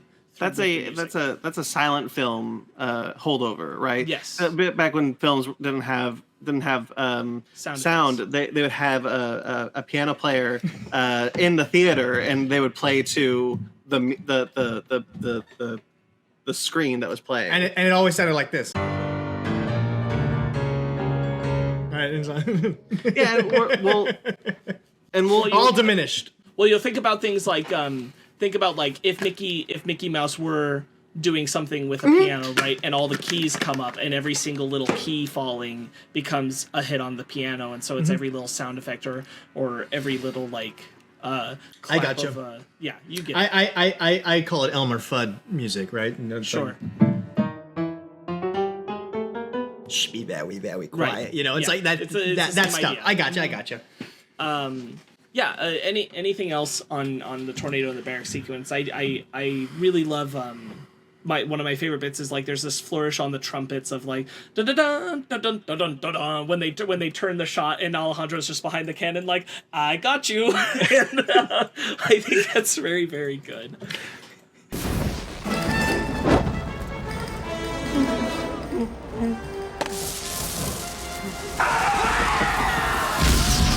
Antonio Banderas is such a good presence in the scene. He's so funny in this movie. He's really so funny. He's genuinely just really funny in this movie, and he looks really good in Zorro. But this one specifically, the shot that you just said, I remember cackling watching it this time because he's just standing there behind the can. He's got his arm on the side. He's got the torch like, ha! I got you. Yeah, this is so goofy. I love it. It does. It's very good. There's something all the more charming and funny about it because he's not really in the Zorro costume yet. He just has his like bandana mask on, but he's in his regular shirt with a cape, and there's something that becomes even more kind of silly about it. Yeah. Right, and that's what I was mentioning that earlier on in the episode, that this is like when the theme is established in a sort of like clumsy manner because it's not sweeping, it's not majestic. It is done in a way that's kind of just like 5 degrees off what would be cool. of it. You know, like Horner has this way of restating the theme where you know it's the Zorro theme, but it doesn't reach the grand epicness of Diego's in the opening scene. You know, where you're like kind of caught up in like the idolization of Zorro, and this kind of it's kind of like you know, it's kind of silly. Yeah.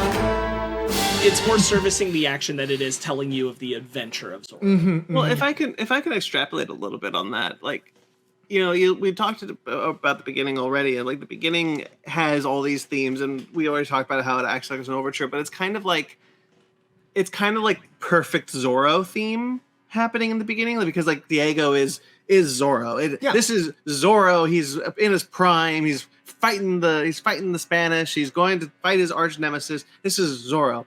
And throughout the film, because that doesn't happen again, not really until the end of the movie when Alejandro becomes Zorro. At the mines, right. At the mines. And so that becomes like the idea of like, well, now Alejandro is learning to be that Zorro that Diego was, kind of. We'll talk about where I think it actually comes in, which is not at the Oh, yeah, no, you're right. I wrote this down. It comes in. It's stealing the map, when he's stealing the map. During the duel.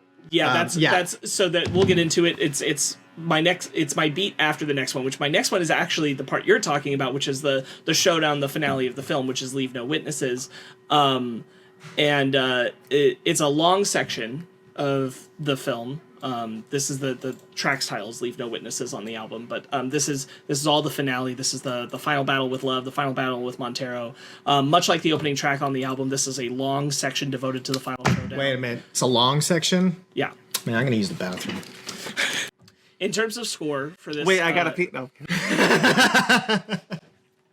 I'm sorry. Of score for this final showdown of the film, this section, in my opinion, and I'm really interested to hear what you guys feel. This section feels kind of divorced from a lot of the sharp and unique choices in other parts of the film. It becomes more typical of a blockbuster score, which from Horner it's still good, but it feels like it forsakes a lot of the personality established beforehand. You almost entirely lose the castanets. And you pretty much you have minimal to no flamenco dancers. Yeah. I was actually thinking the same thing as I was watching the movie. In fact, what did I write down in my notes about that? I had this whole thing about like how oh boy, these are shorthanded and I cannot read anymore. I've been writing down the Zorro's theme as spend my lifetime loving you. And I shortened it to SMLLY, so I keep reading smelly. God. During the smelly theme. Okay. What you're saying though is that it's totally divorced from that sort of color palette, and it just becomes the theme. Here's the thing. I'll say all this about it in kind of a broad stroke. So I'm not as crazy about the showdown in the movie, to be honest with you. Like, I find it, in terms of an action sequence, I find it the least engaging of all of them. It's pretty typical. I think visually it loses a lot of the, like, what we were talking about, that fencing, dancing flair. That's all gone. Like, we're not doing that anymore. That's not really here anymore. So neither are the flamenco dancers for it. You've dropped a lot of Zorro's theme. It's here, but it's barely here. We get a lot of those flurried rushes that James Horner likes to use in every movie. Yeah, it's kind of all over the place. But I don't like. This is the thing is like I was looking into it, and like there were production reshoots around this section specifically, and what choices they made here, I don't necessarily blame Horner for not trying to push the flamenco dancing stuff back in, because like the duels don't look like that anymore. The duels are no longer. Yeah, no, you wouldn't. They're now kind of frankly, I find them more dull. Well, there's kind of watching this again, I kind of fell on the side on your side here, Sam. Where like it's so weird saying your real name on this show. Jesus. And so like the thing of like what's so interesting about the sequence is that immediately I was like, oh, this doesn't look like the rest of the movie. Like it's just the color palette is different. It's much earthier than we've seen before because a lot of this movie is set in like warm colors and using warm colors. It's using a lot of warm colors, whereas this is using a more muted color palette once you get to the mine. Totally. And you can make that case because it is just in a kind of, just kind of a bland location. There's not really a lot of flair in this location. There's some instances where Zorro is being fun, like when he like leads the people up to the water spout. And I think that's kind of fun. But slides down on the shovel. Yeah, slides down on the shovel. So cool. But like for the most part, the duels are a lot more primal than the rest of the movie. They're not, as you said, they're not these dance sequences that we've become accustomed to. Yeah. And the music has to kind of fall to the wayside because you just kind of have to finish it after a while. Right.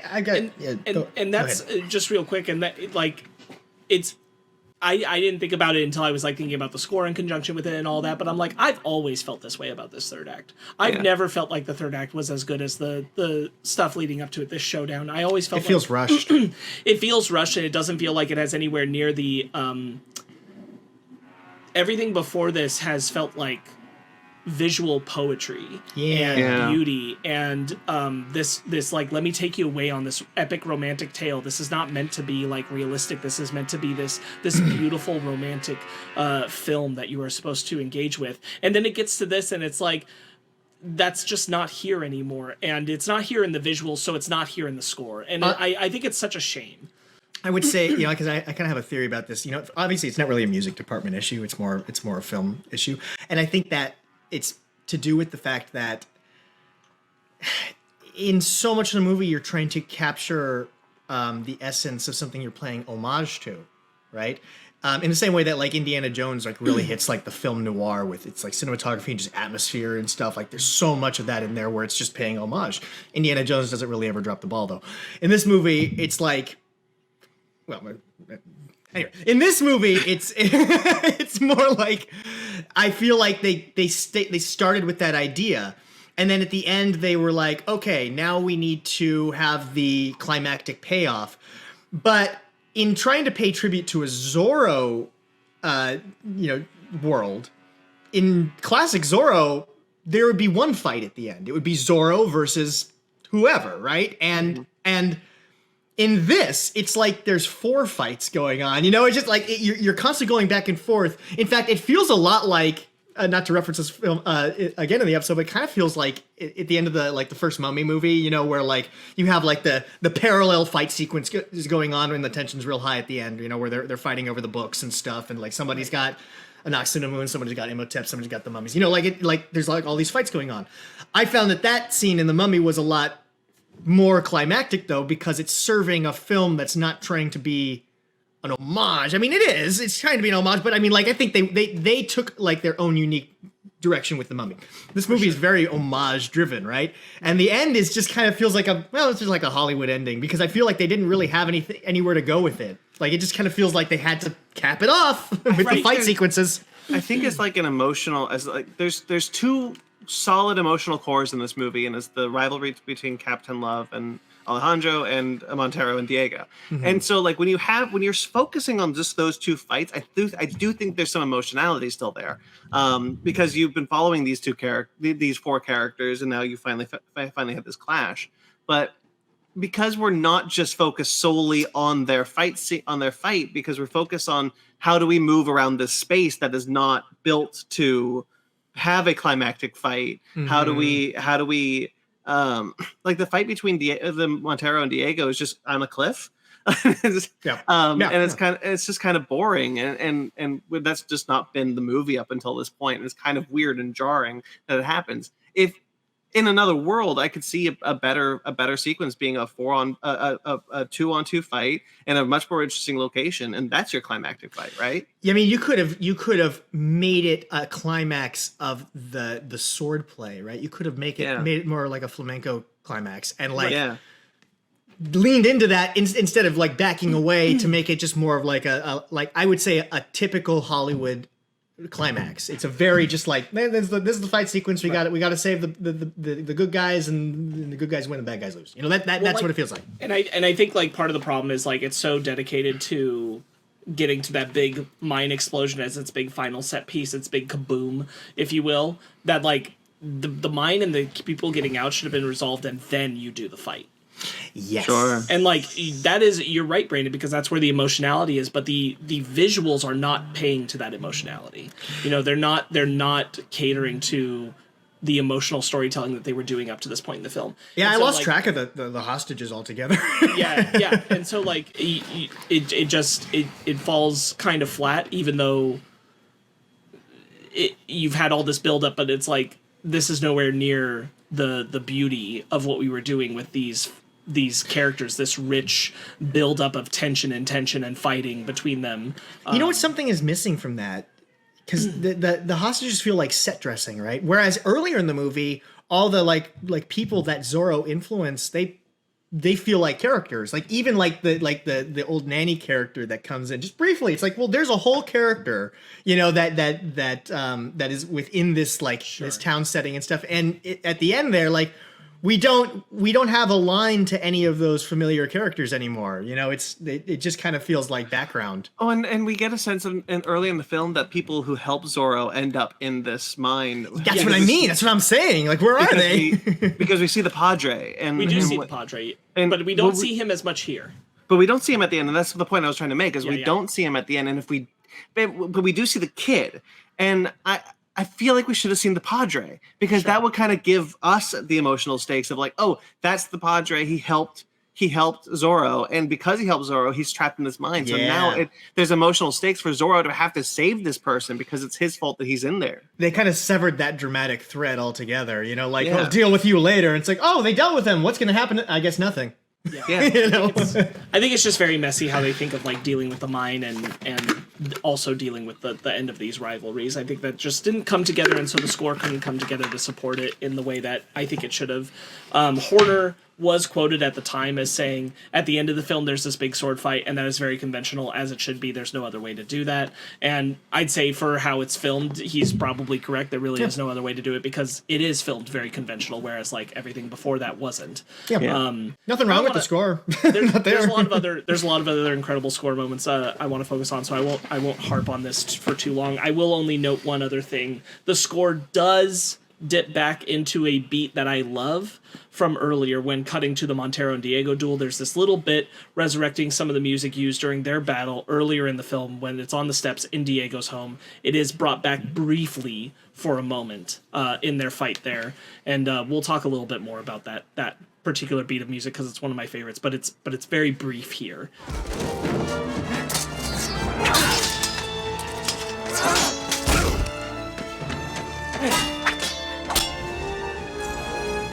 I wouldn't say it gets to do very much here. Right. Okay, let's talk about one of my personal favorite sequences in the whole film, which is the stealing of the map. This stealing the map is the track on the album, but again featuring great use of the flamenco dancers for rhythm. There's this incredible tension held as Zorro battles with both Montero and Love. You get the duel between all three of them at once.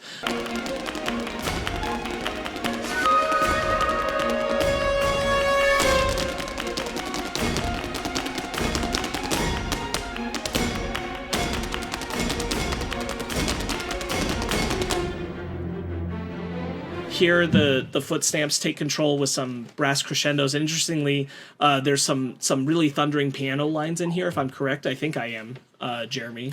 Say it again? So I think that we've got brass crescendos, we've got thundering piano lines, I think, coming in on this sequence. You might not remember this one specifically enough, but I think I labeled these correctly.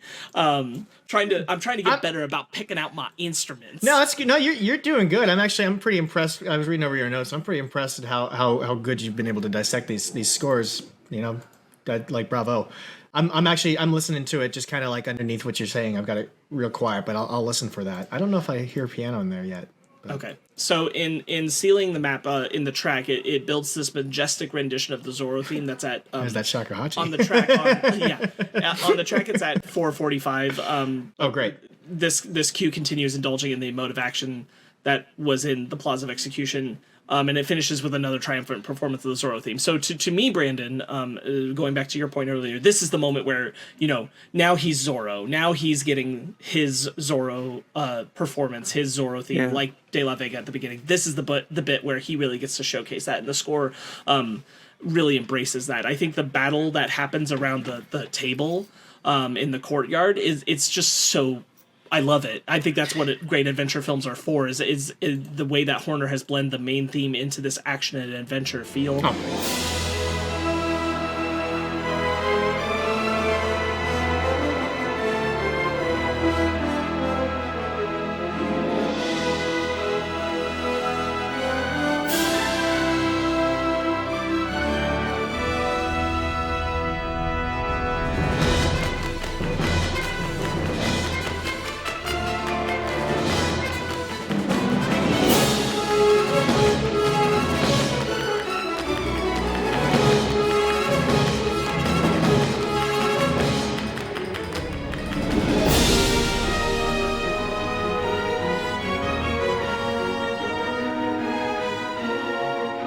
He's matching the action without making it echo each hit, again, not Mickey Mousing, but rather accenting the vibes of what's going on in the film. I know you want to say something, Brandon, so go ahead. Well, yeah, I just think that this sequence is a mirror of the opening of the film, right? Like this is kind of what that climactic battle is missing. Just in sense of like flair and things like that. Like the mirror of the first sequence with Diego needs to be at the end of the movie, but it's not. It's kind of 75%. Yeah, 75% through the movie, and that's kind of a weird place to put it. However, like you, Sparks, it is my favorite sequence of the movie, and I think that it's so much fun. It's so intriguing. The music is right there with you. Like you're just really vibing with this scene, because now Alejandro is Zorro, and it continues throughout.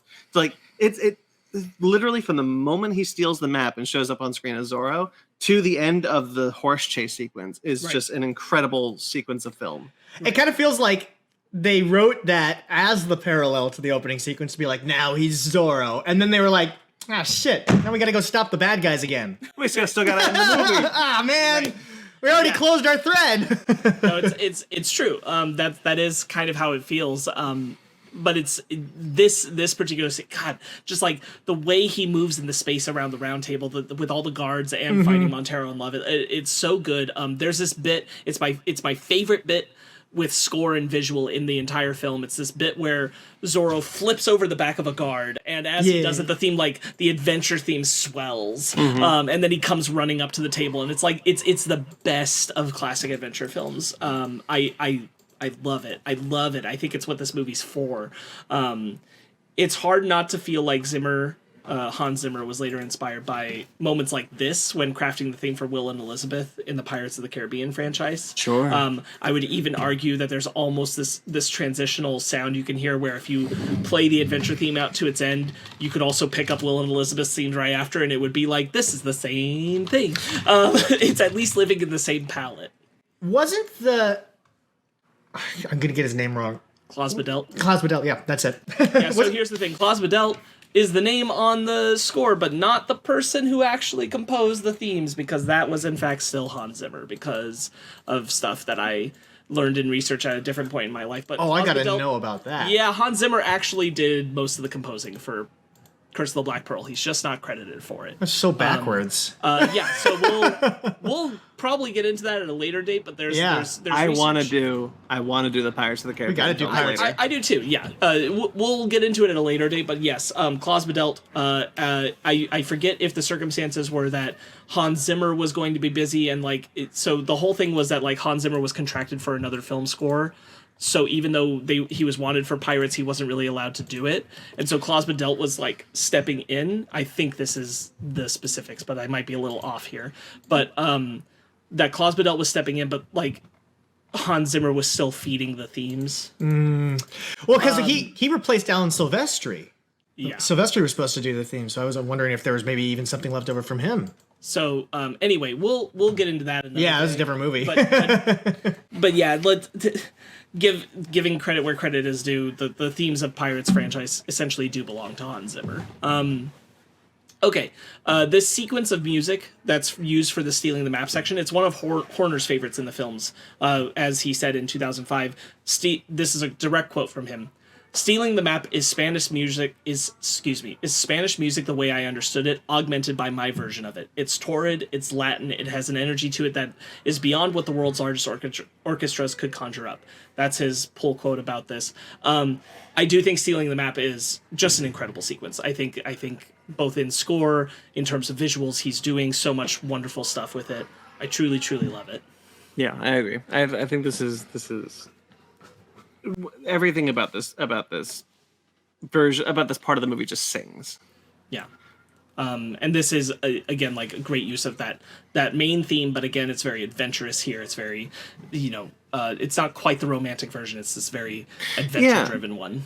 And, it's kind of it's like what we talked about with like the Batman, right? Like last week, like musical composition needs to kind of follow the movie structure a little bit. Of like, the music is kind of, if you listen to the music, you should be able to hear the arc of the character, like you can with the Batman. I said last week, and you can hear too, like up to this point, like if you listen to the soundtrack and you're like, oh, he's not quite Zorro yet, but when you hear this, it's like, oh, this is Zorro.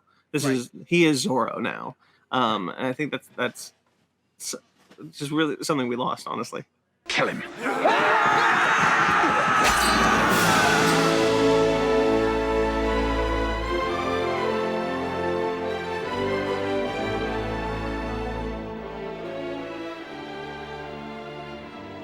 Yeah. Any further thoughts on this section, Jeremy? No. I think we hit it with just saying that this should have been the climax of the film. Yeah. I wonder if you could structure this as the climax. It at least has the correct energy the climax should have had. I think it feels more like the old, serials.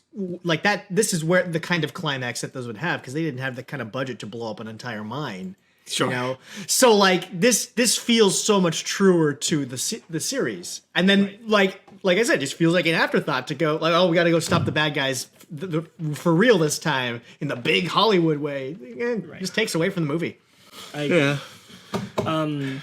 So now we're moving kind of away from the main theme of the film, and we're going to talk about some other parts that don't involve the theme as much, that are standouts, I think, in the score. The ride. The biggest one is the ride. It's the one that like people who love the score will reference this track, the ride.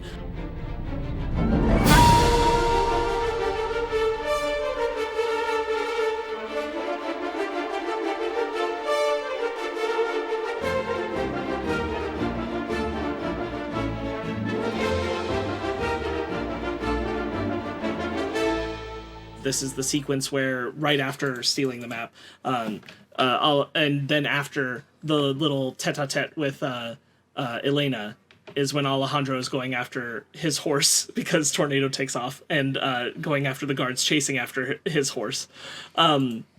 This is one of the strongest divergences from the main theme into something else. The sequence where real quick is the dun dun dun dun dun dun dun dun. Is that kind of like that's what I'm thinking of? Yeah. Yeah. Yes.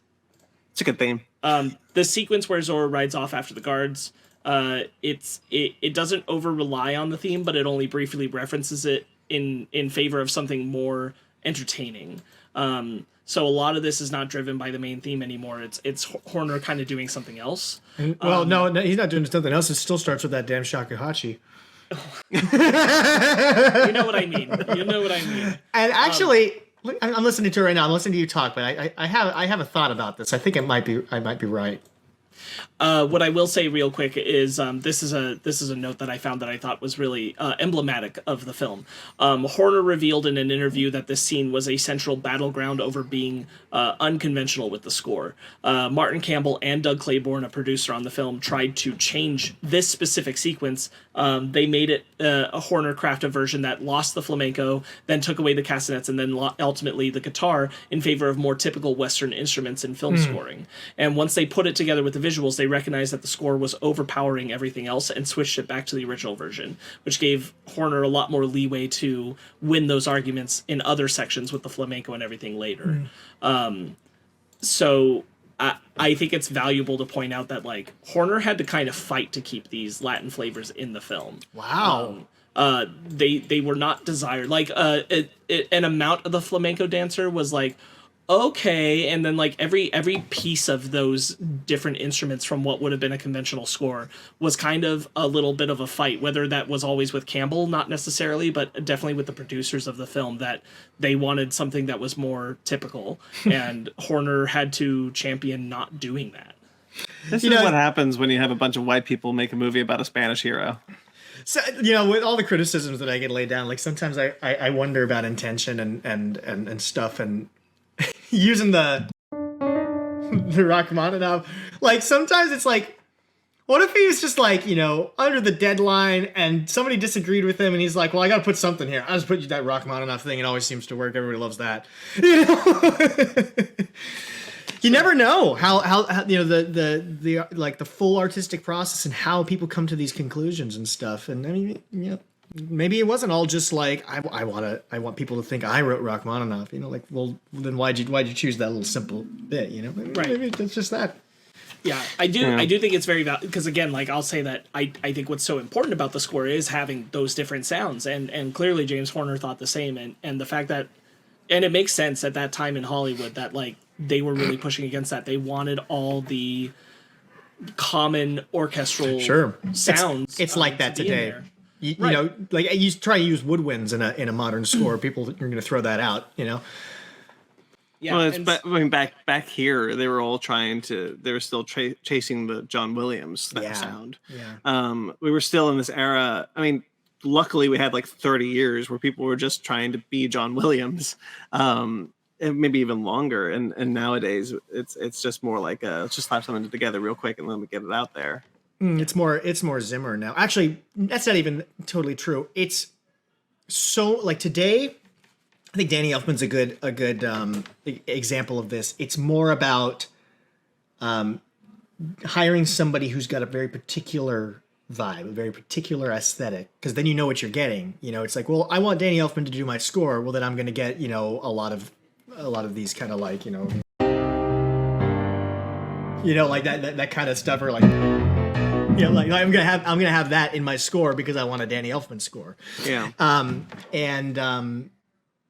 With Horner, he was one of the last masters, of that era, like the Jerry Goldsmith, John Williams, early Silvestri kind of era, where he could write anything you ask him to, know. Which is weird why he keeps choosing that shakuhachi. I mean, maybe what happened was he won all these arguments about the Spanish thing, and he's like, so now that you've listened to me and you know how good the Spanish thing is, check out this flute that I got. I'm going to put this in the score. And they're like, well, you seem to be right about everything else, James, so go right ahead. And then they watch the final cut of the movie. They go, you kind of overused that. And he's like, no, I didn't. No, I didn't. I really like it. It's my new toy. Yeah, I don't. Yeah, it's film score development is something that I'm quite possibly more fascinated with than film scores themselves these days, like just the evolution of them. Mm-hmm. I'm there with you. Yeah, I really like this score though. Because we're talking about the horse chase scene, we skipped over the fight between Elena and I'm gonna come back to it later. Never mind, I'll wait. I did just want to highlight this one in particular. I there was a method to my madness, but we'll go there in just a moment. Just real quick on the ride, I feel like Horner kind of knew there were no real stakes to this. You've gotten out of the stealing the map sequence, which had the most stakes, and then right in between these, as you alluded to, is the little battle with Elena, which that also no real stakes, and so Zorro's going to get his horse and not get caught by these guards. So he's just kind of having fun with the score. He's just kind of doing something that is very, I think, more classic adventure film score, but using the flavors that he's been able to mix in with this film. Which allows the audience to kind of feel like Zorro feels, right? Like there's no stakes really here for Zorro because he knows he's gonna get out too. Right. I'm gonna get my horse, and it's all about just like damn horse. Like, it's all about the horse. There's no other real like tension here. And it's a good time, and it allows the audience to have that good time with Zorro because you're like, wait, the important thing isn't is Zorro gonna get out of it? Is how fun is it gonna be? Right.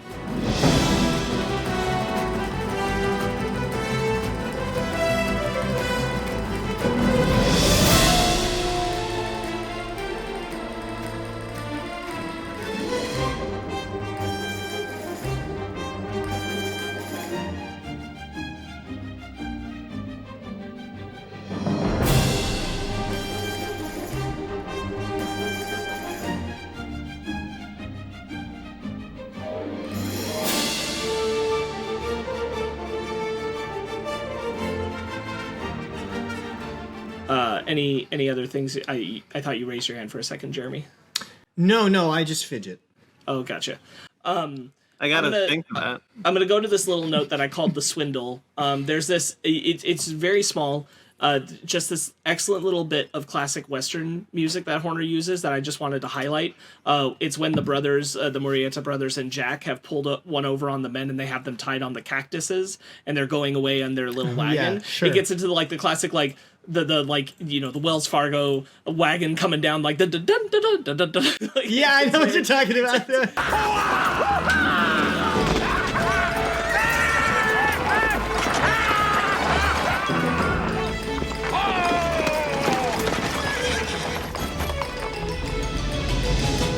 And I just love it. It's a nice little burst of very fun energy right before Captain Love shows up. But I think it's really, really, really fun.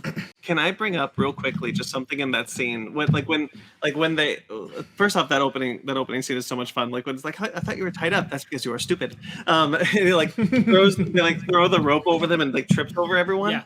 I don't know if you noticed, but like when they're tripping them, there's this girl hunched over the thing, like making bread, maybe.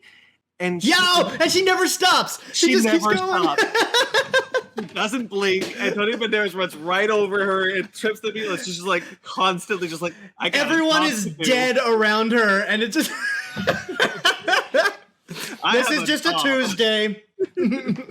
I just thought that was really funny. I'm so glad you mentioned that because I almost forgot. She knows what's not her business.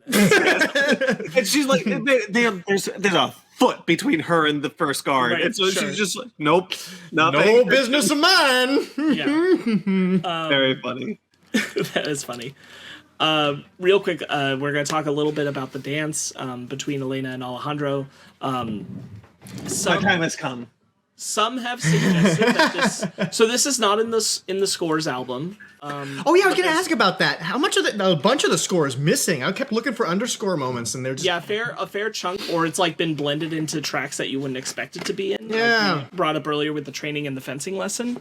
But for this one in particular, from everything I found, some have suggested that this is a tango instrumental version of Canción del Mariachi, which is written and performed by Los Lobos with Banderas singing it in the Robert Rodriguez's film Desperado. Robert Rodriguez is going to film this movie. And really? So yeah, I would like to see that. He was the first director hired for this movie. I wonder if there's the connection there. I don't know. I mean, Antonio Banderas sings the song in that movie, so like right. So that's why Antonio Banderas is actually attached to this movie is because Robert Rodriguez was going to film it because they really liked what he did with Desperado. Sure. Which I think is the first Desperado is the first one with Antonio because El Mariachi has a different actor. And so because the studio really liked what they did with that low budget, they were like, okay, Robert Rodriguez, you come in. And so Antonio Banderas was attached to that because of Rodriguez. So I wonder if that's maybe why that song is there. Maybe it's just a holdover from that first idea. I don't know. I don't know, because the other thing is, like, I listened to it and I listened to both back to back, and I can kind of hear where people are coming from, but I'm not 100% on this, and like I found no official confirmation that this is true. But the thing is, like, if it were right, you would assume that it would have been credited, even if it is a instrumental version. They would credit the Los Lobos Boys and their song, since they are referencing it, but there's no credits for it in the film. So I'm not sure. I really don't know. A lot of people have said that this is true, but there's no official word on it. So it sounds like it is perhaps Horner creating an instrumental version of that song. It does still sound like it's still Horner's flavor, while he's clearly basing it off of something. What is true is that the sequence is amazing. This version of the music just doesn't appear outside of the film, and I don't know. It's perfect for the dance between the two of them, but we really don't know what it is.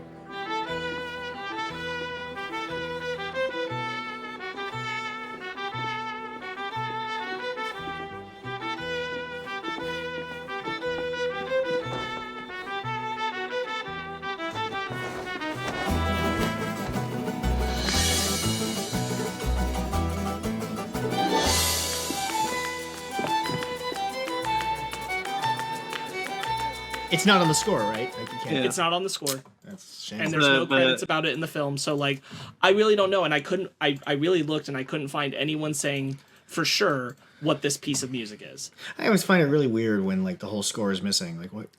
What I will say is I'm confident Horner didn't compose it out of nowhere. It's certainly based off of something. Well, there's enough evidence to support that. Whether it's a instrumental version of the song they're mentioning, the Canción del Mariachi, or not, I don't know. Had that song already been made? Yeah. I mean, you know. I mean, and there is the connection with Antonio Banderas, and like as Brandon mentioned before, Robert Rodriguez, but specifically, Banderas. So like, it could be. I have no clue. I really don't know. That's all the information we got.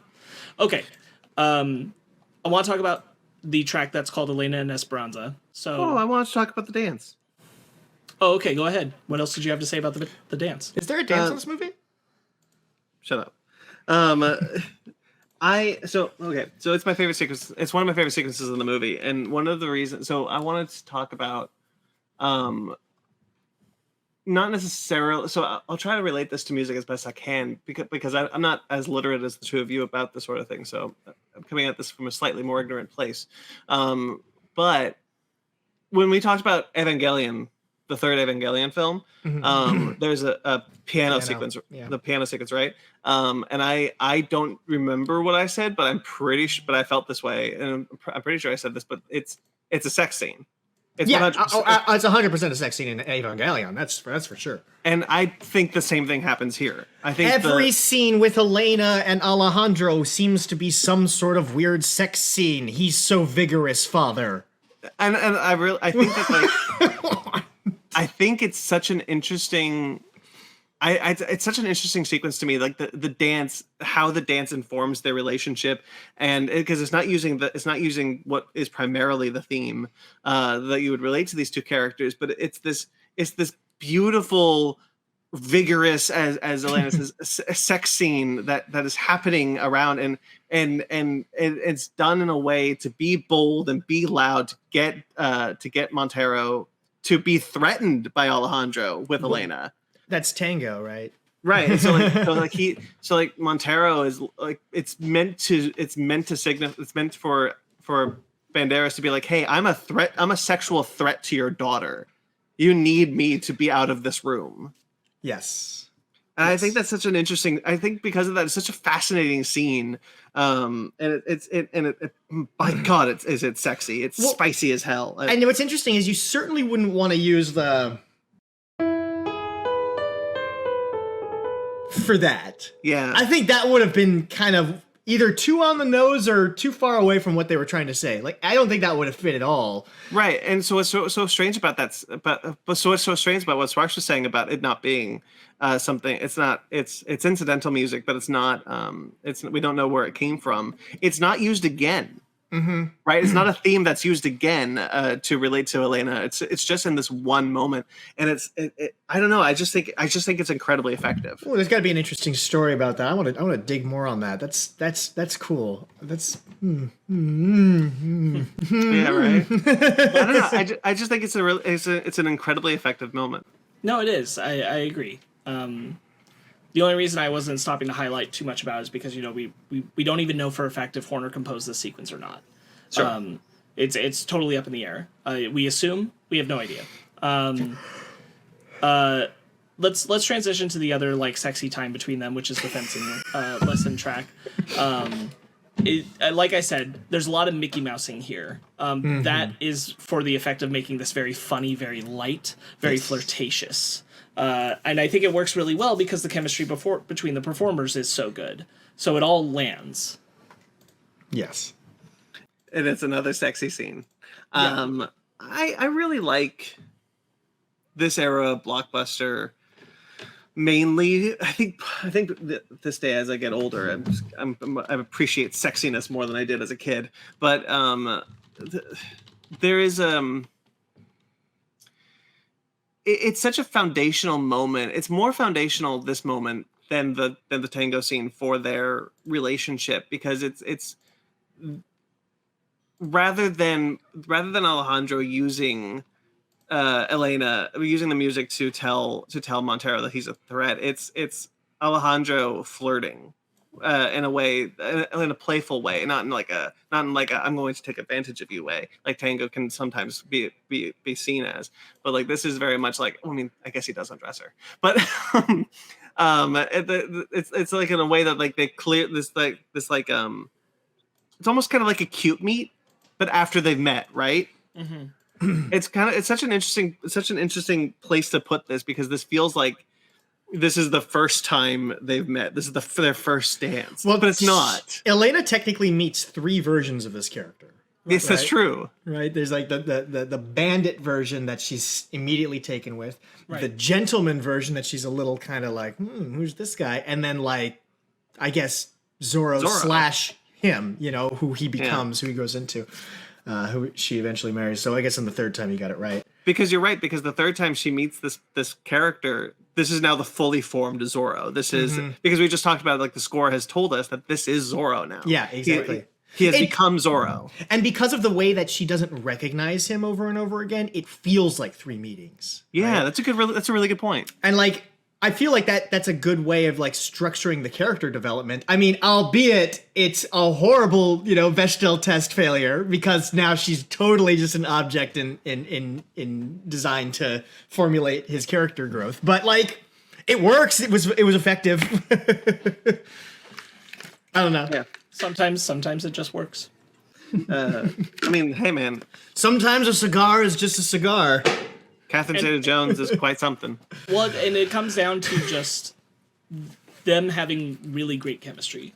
Like they do. Sometimes that's all that those tests can fail, and these films will hold up because the chemistry between those characters is just so goddamn good. And that's how classic films rode on that as well. So like, yeah, I think that's a big part of it. I always kind of go back to what we. I mean, to be fair, we don't actually know the script of the Addams Family said this, but for the Addams Family, like supposedly the script said, I know this is a kid's movie. I think Barry Sonnenfeld directed that film, but like, I know this is a kid's movie, but whenever Morticia and Gomez are not on screen, we need to assume that they are having sex. Sure. If they are on screen, they want to have sex, and if they are off screen, they are having sex. That is the chemistry we need to convey.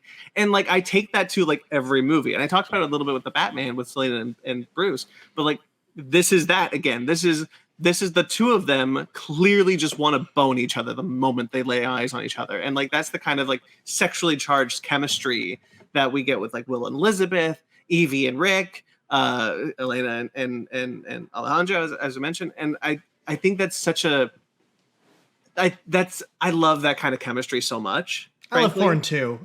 It's not that. It's very realistic. but it's that kind of sexually charged chemistry that allows this relationship to work so well on screen, because the two of them have because when we see this kind of fight sequence, the two of them are clearly enamored with each other, and they kind of just don't really know. Like, I mean, he's playing with her, and she's just kind of like, I'm going to fight you, but also I really want to bone you. Right. I don't know. No, I think you're correct, because like that is where, when that hits, that provides for, like you gave the examples, Will and Elizabeth, Evie and Rick.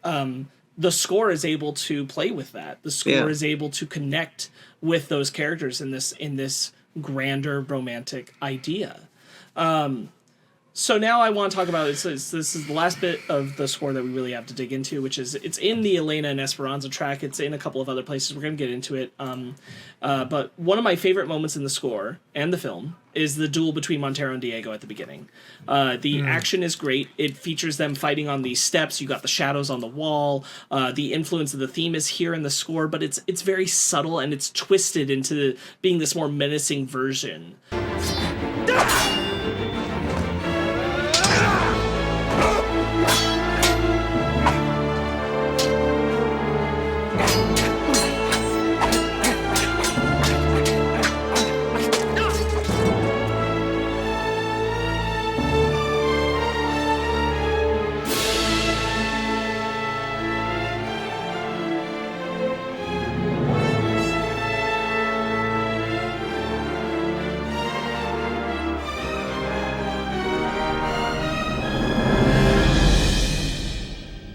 As the shadows are dancing along the wall in their duel, there's again like this kind of fourth version that's very small of the Mask of Zorro theme. That's this darker stain on it.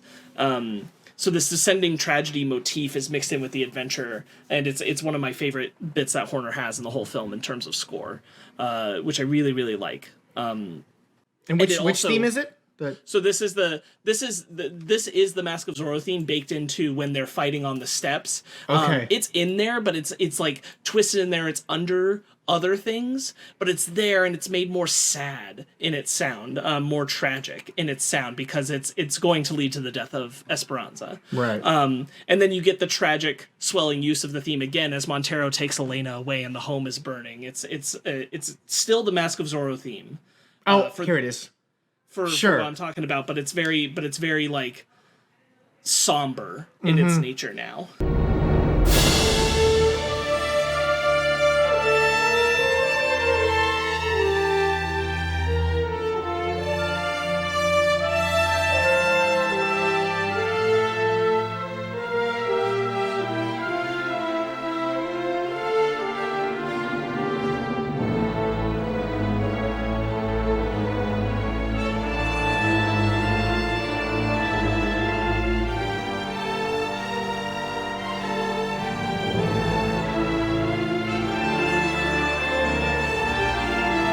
Sure.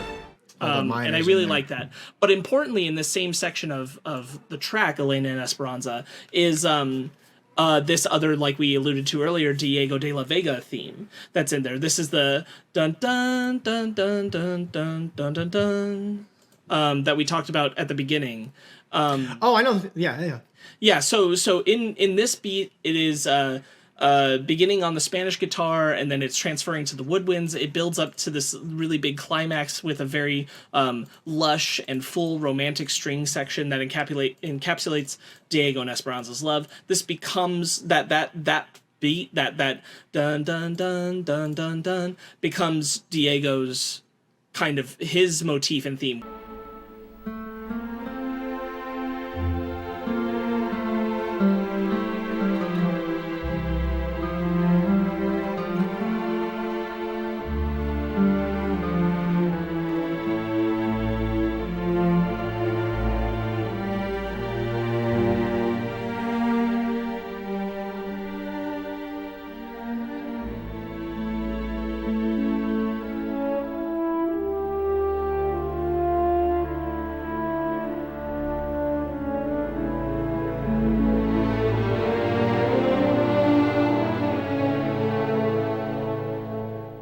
We don't get a lot of it in this film. It's very rarely brought up, but when it is brought up, it's there. It's there for one of his interactions with Elena, and it's there again for his passing at the end of the film. In the track that is Diego's Goodbye, you have this transition from Diego's theme, this dun dun dun dun dun dun. Wait a minute, dun, dun. Yeah.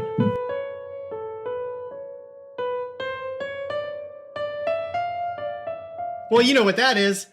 Heroes rise. Yes. Well, so heroes fall. Yes. So I'll get into that because, like, basically that pop culture song blends Diego and Zorro's theme. Which, yes. Again, so does the end of the film. The final track is Diego's Goodbye, and it's blending this.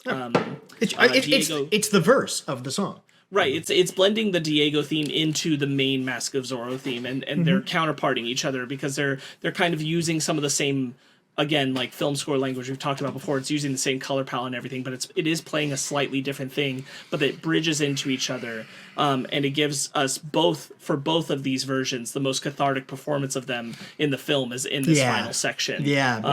Which is the finale and elegy to Diego's life and the beginning of Alejandro's. Well, you know, my ears are like hypersensitive to that pop song because of our connection to that song. Sure. And so I heard that over and over again. Like I think I can remember 3 or 4 times that I heard that specific na na na na na na, and just always in my mind thinking, oh, there's just the B side of the Zorro theme again. I hadn't made the connection that it was more focused on Diego. Right. That's interesting, especially since that's what's sung over the line, the heroes rise, heroes fall. I mean, that is the passing of the torch, so it's an interesting again. Observation. What's the next line? Rise again through it all. Dance with me! So what did James Horner write that song? We'll talk about it. Those are his melodies. We can move on. We can move on to that and talk about it. Or if you had any thoughts you wanted to say about the duel between Montero and Diego at the beginning of the film, that section of score, or Diego's theme in general. I think people have listened to my ignorant thoughts enough. Stop it. You've had great input. Jeremy, Brandon, anything to add on these things? No, I'm actually having trouble placing everything in that bit. If you can pull up the Elena and Esperanza track, I've got it here. And go kind of into the middle-esque. Where were you? Where was that part you were talking about with the Spanish guitars? I'm sure the audience has already heard your cut in at this point, but like, so the beginning on the Spanish guitar, that's the beginning of the Elena and Esperanza theme. That's when I'm talking about Diego's theme. That's not the duel. Okay. That's talking. And the duel comes about halfway through after it gets all slow and sullen. Right? Yeah, I got you. Okay, yeah. I remember buying this soundtrack at what was that music store that we had at the mall? Suncoast. Not that one. Oh, the Warehouse. The Warehouse. Whoa, man! You unlocked a hidden memory. Wow. I remember buying the soundtrack. God, we used to hang out there. That was like the place we'd go and like look through the bins of movies. Yep. Mm-hmm. Damn. I will answer your question, Brandon. So I Want to Spend My Lifetime Loving You is recorded with the voices of Mark Anthony and Tina Arena. Right. It's written by James Horner and lyricist Will Jennings. It's created out of the main theme for this film, and again, as we referenced, the Diego theme as well. Mm-hmm. Jennings and Horner had teamed together to write My Heart Will Go On for Celine Dion to record and go with Titanic, so they came back together to make this one. Really? That song didn't do very well. Why would they team up again? But this would become somewhat of a staple for James Horner, that he would create a pop song based around his themes, right? I guess that's a Hollywood staple, though, at the time. But I think in a way, My Heart Will Go On, I guess, established that, but this, I guess, cements it because he does this right after. Not that this is not the next film to release, but this is the next score he worked on. I definitely see that as more of like an industry thing where somebody was like, wow, My Heart Will Go On really did well. Hey, Horner, you did that. You want to do another one? You know, like, there was a whole period of time in the early 2000s where this was a thing too. I mean, it was in the 70s and 80s too, but like it kind of died for a while and came back.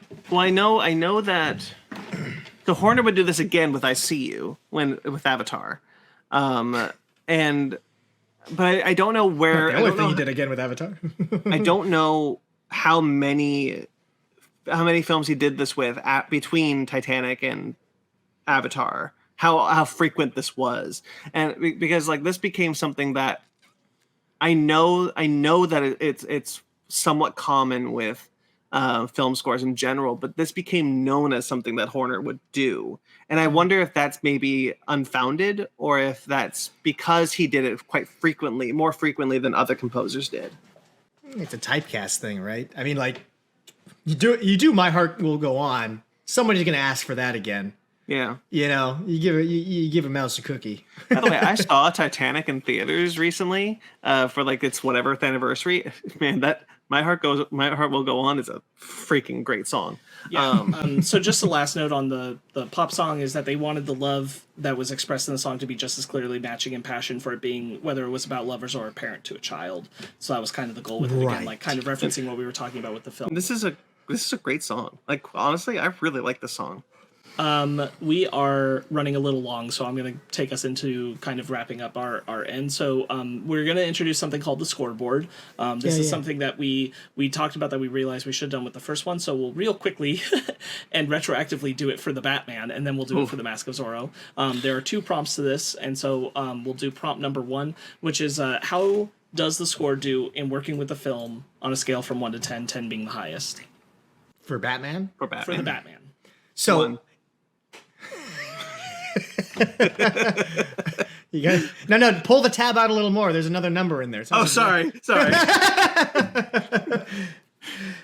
Well, I mean, for me, interestingly enough, in how the film works or how the score works with the film, I mean, like I give Batman a 10. Like that for me, it's like it perfectly embodies the direction that Hollywood should be going in with music production in the modern age. How the score stands without the visuals, though, I would put it a little lower. You know, I would probably give it like a 6 or a 7 because I don't find myself enjoying the score unless I'm really like trying to actively watch the movie in my head with it. Sure. There's like to me there's just not as much keeping me engaged with it because it's meant to be minimalistic. It's so much more powerful with the movie. And very powerful immediately after the movie too. Sure. So I would give it more like a 7. You know, like it's just not. It's not as interesting. Like I wouldn't put it on like the asteroid field from Empire. You know, I wouldn't listen to it as enthusiastically. Right. I would agree actually completely with what Jeremy said. Yeah, I'd probably put the Batman for the first one. Scale from 1 to 10, score working with the film at a 10, and then for listening enjoyment, I'd probably put it at an 8. Yeah. I think an 8. I'm comfortable with that. Yeah, okay, I think I agree with Jeremy that like the idea of, like it's not really something that I find myself going back to just because I want to hear the Batman theme, right? Right. Yeah. And now for the Mask of Zorro, this film right here. Okay. How does this one work with the film on a scale from 1 to 10, and how does this one stand out without the visuals for listening enjoyment? I'll go first, and I'll say like I think working with the film, it's a high 9. I only don't take it to 10 because that whole like showdown sequence we talked about, which I don't really blame the score for, but like, boy, that's some dull stuff in comparison to everything else the film is offering. And then for listening enjoyment outside of it, I'd probably say about a 7. About a 7. Interesting, because I'm meeting you right in the middle there. I feel like as it works with the film is like an 8. Like I feel like it's not my favorite Horner score. You know, like there's definitely other ones where I'm like, this for me, this is Horner's masterpiece. This one is, you know, it's up there, but like more in like the top 10 kind of range rather than like the top 5 kind of range for me. And that's pretty typical of how I would say listening to the score is too, where it's just like it's fun to listen to. So I put it like at an 8 for both. You know, it's like it's an 8 with the movie and it's an 8 to listen to. It's if you want to listen to an action score, specifically with Spanish flavors, you know, this is probably the first score I'd point to that I can think of off the top of my head without referencing somebody who's probably more culturally equipped to handle it. But you know, it's it's good. It's good. Not my favorite, but it's good. I would give it. What was the first prompt? How it works with the movie? So working with the film, yeah. I would probably give it. I think I'm with you, Sparks, on that one. A 9. I think I would give that a 9. Like this is it works with the movie, and the only reason why I wouldn't give it a 10 is because of the climactic battle. But I think besides that, everything is jiving with me for this score as far as it is in touch with the film. Right. For the second one, I would give it a 10. Actually, I really like this score just independently of the movie. Sure. I find myself listening to the score a lot. It's honestly one of the first scores that I listened to independently of the film. Just in general, I had a freaking what do they call the disc Walkmans? Like that yeah, one of those disc boys. Yeah, one of those guys. I would just take onto the bus and just have the Zorro soundtrack playing on that thing on loop. I really like the score. It's a fun one. I'm like super into the score. When I don't need the visuals with it. That's how much I like it. Like when I was a kid, I don't mind saying this. When I was a kid, I would pretend to sword fight to the score because it's such a encapsulation of everything I love about music for me. You know what's so funny? When I was leaving to come to the studio to record the podcast today, I got to the car and I realized I forgot my headphones, so I doubled back. And when I turned around from the car, and I'm wearing my shirt tied around my waist, so it billowed like a cape. Sure. And I remember going, you know, dun dun dun dun dun, dun like in my head, like, and it was just like because I had just watched the movie, so it was still fresh in my mind. And it's something to be said about how, like, when you have like a really genuinely good adventure score like this, it eats its way into your brain and makes you want to take on that character role. Yeah. I would say, unless somebody's giving like an incredible character performance, more than like the actor would, you know, like that's the thing that makes you go, and now I'm Zorro, because it's the thing that you can hear in your head as you go, you know. And that's exactly why I would give this score a 10 for the second prompt. Sure. All right, that will do it for this episode of The Real Score. Let's go ahead and do our goodbyes. You can find everything else related to the Fake Nerd Network here on the YouTube channel, or if you're listening to us on audio, go check out fakenerdpodcast.com. There's links to all kinds of shows that we're doing all over the place. Tons of things to check out. If you are listening to the audio, I encourage you to check out the visual. We try to work in some of the pieces of the film that we're discussing, but, you know, like, I don't think it's absolutely critical or necessary. I think you can get just as much enjoyment out of our audio version. You can find me for all relations to anything attached to the Fake Nerd Network on the socials of Instagram, Twitter, at SparksWitty, SPARKZ. Brandon, where can people find you? Fake Nerd Podcast on all the socials. No, I'm kidding. BT McClure on Instagram and Twitter. Write for CBR.com, AtomicGeekdom.com, and KaijuRamenMedia.com. If you go to my social medias, they're all linked there, and you can just check them out. And then you can find me on Instagram. Jeremy_Wreck of Time is my current username. That might change over. Is it Jeremy_Wreck of Time? I thought it was Jeremy Villucci _Wreck of Time. Don't correct me, but you're right. Okay. Yeah, so that's my Jeremy Villucci _Wreck of Time.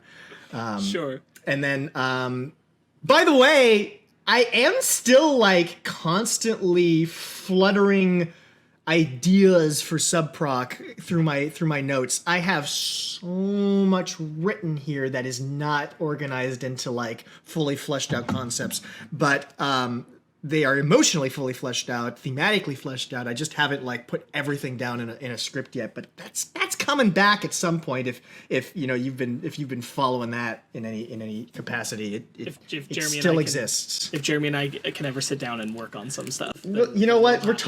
We're doing this show now, so I feel like it's easier to. It's in the ether. Yeah. All right. Well, that'll do it. And we'll be back with 1933's King Kong score by Max Steiner. So check us out then, and we're excited to see you. And until then, go ahead and lift up that needle and go listen to some movies. Yeah. Go listen to James Horner. Like, listen to his full discography. It's really fun. It's really illuminating, and it's really fun. All right.